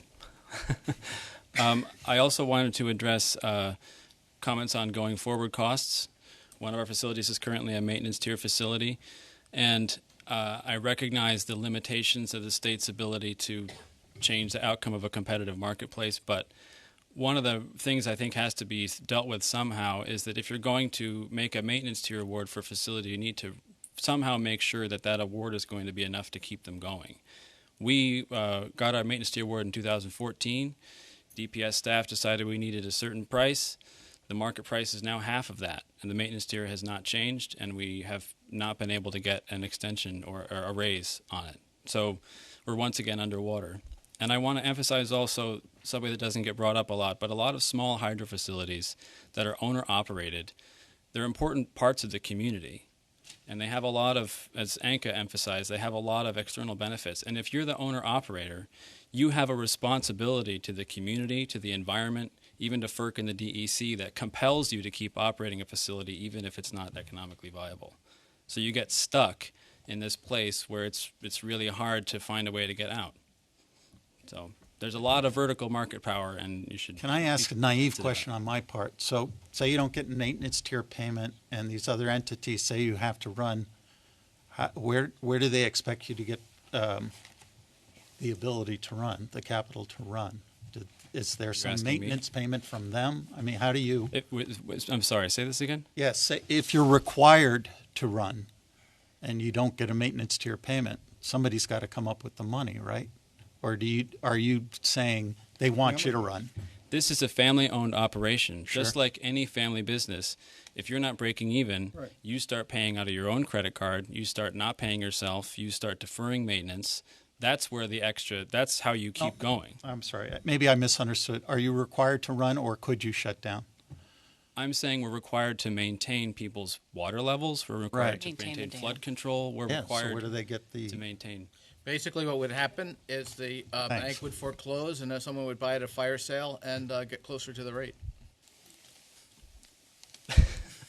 And the poor person I think the facility would, and the person that had built it and operated it would be bankrupt. So let me tell you a quick story that I think might speak a little bit to this point. So we had a partial washout of our dam in 2014. We had to replace the dam. The new dam was going to cost $680,000. We got our maintenance tier award, which came in at a certain rate, which didn't include debt service that we already had. So we ended up with a tiny fraction of what we needed.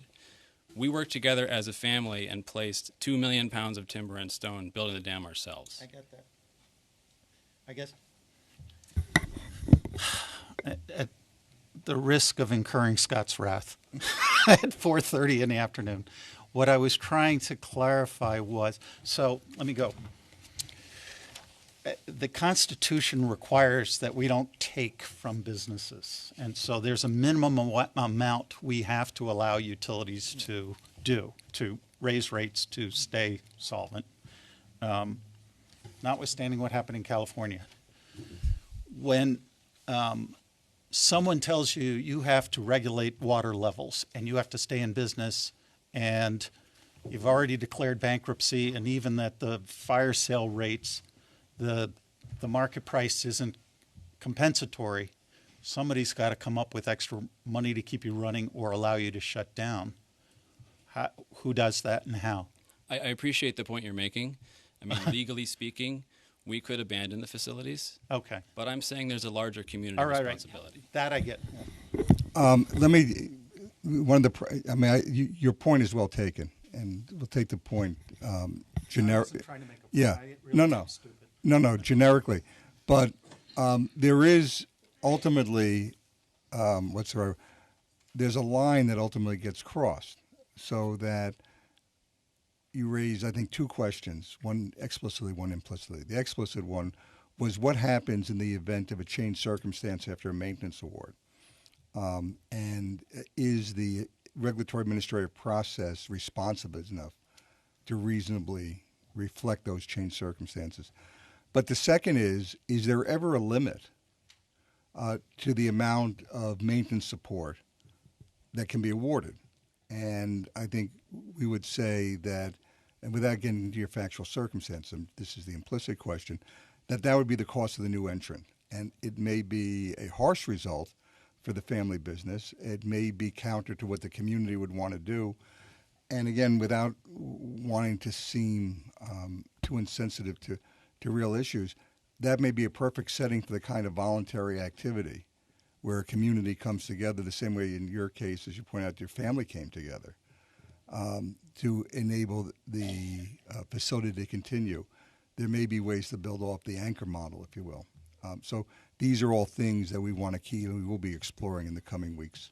Yeah, certainly, and I certainly don't intend to say that there should be an infinite level of support for a critical facility, but there's a lot of non-energy benefits to hydropower, and there are some avenues of monetizing them, but that falls back on communities which are, already. Again, I want to suggest that the more direct way to get at some of that issue, at least in the near term, would be to think about the definition of the go costs and how that might appropriately be changed going forward. or to find us incentives and ways to get into VDR. Other That market too. solutions. Come to phase two. Come to phase two. Sir. Thank you. My name's Patrick Brown. I'm here on behalf of EONY Generation. We own 22 megawatts of hydropower spread across 4 units in the state. We're a relatively new player and new investor in this space. We acquired the hydro units in 2015 as part of a package deal of several hydro units in the state of New York and the province of Ontario. So appreciate the commission holding the proceeding, and this is a good entry point for us into hopefully some more sustained dialogue with you folks. I just want to align myself with the comments that have been made by the renewable generator folks at the table, so I won't belabor that. But there was one question of clarification that I thought I'd take advantage of this opportunity to pose. In the original CES order itself, on page 18, there was one sentence where the commission seemed to dangle or flirt with the possibility of the maintenance program somehow being aligned with the ZEC program, with support for zero emissions facilities. If you just permit me, the direct quotation on page 18 is, staff is directed to develop and recommend for commission consideration as part of an implementation plan whether there should be changes to the maintenance program to align support with zero emissions facilities. And I've done my best to comb through the record, and we were a petitioner, we requested rehearing. And to my knowledge, I just can't recall anywhere in the process where there's been some kind of subsequent statement on the part of the commission or commission staff about this concept of alignment. So my question is okay, so my question is that concept still in play, and can we expect anything responding to this directive in the report in August? You'll probably see something respond. I don't know how it's going to respond, how the report would reflect a response. It could say, we thought about it. There's no way to do it. It could say, we thought about it. We thought about it, alternatively, and just one of probably an infinite number of hypotheticals is the one I posed before, saying upon a certain level of showing, there would be a SEC minus RGGI valuation, which would align it with the ZEC program. Sure. So then is it a fair takeaway from this conference that stakeholders can have an expectation that in some form or fashion there will be a response to this directive? In some form or fashion. All right. And stakeholders also have the opportunity to suggest, will be able to suggest what that form or fashion should be. Seeing nobody else lined up at the podium, is there anybody from, no? There are no questions from the web. No questions from the web. Okay. Anybody else here? Going once, going twice. Okay. So we go to wrap up and next steps. Okay, so as we stated, there will be another forum on the topic of repowering. And Scott mentioned the date. It's June 27th. A notice will be issued likely early next week on the details of that. It'll be set up very similarly to what we did today. So if you want to brush up on repowering, look at the proposed Phase 1 implementation plan that NYSERDA and DPS staff released in October. That's in DMM in the case file. And that laid out the parameters of a proposal for repowering that the commission opted not to rule on until there was more discussion on it. And again, just to be clear about our next process steps forward after the technical conference, staff will be preparing a report to the commission that will be filed in August, consistent with the commission's direction. That report is going to be informed by today's discussion. People, whether you're here today or people observing through the webcast, have the option, it's only an option, to file relevant comments or suggestions based on today's discussion. It's purely informal, just a way of extending the conversation, albeit one way. But those comments would be filed through, in the case matter, through DMM, so they'd be available to the public.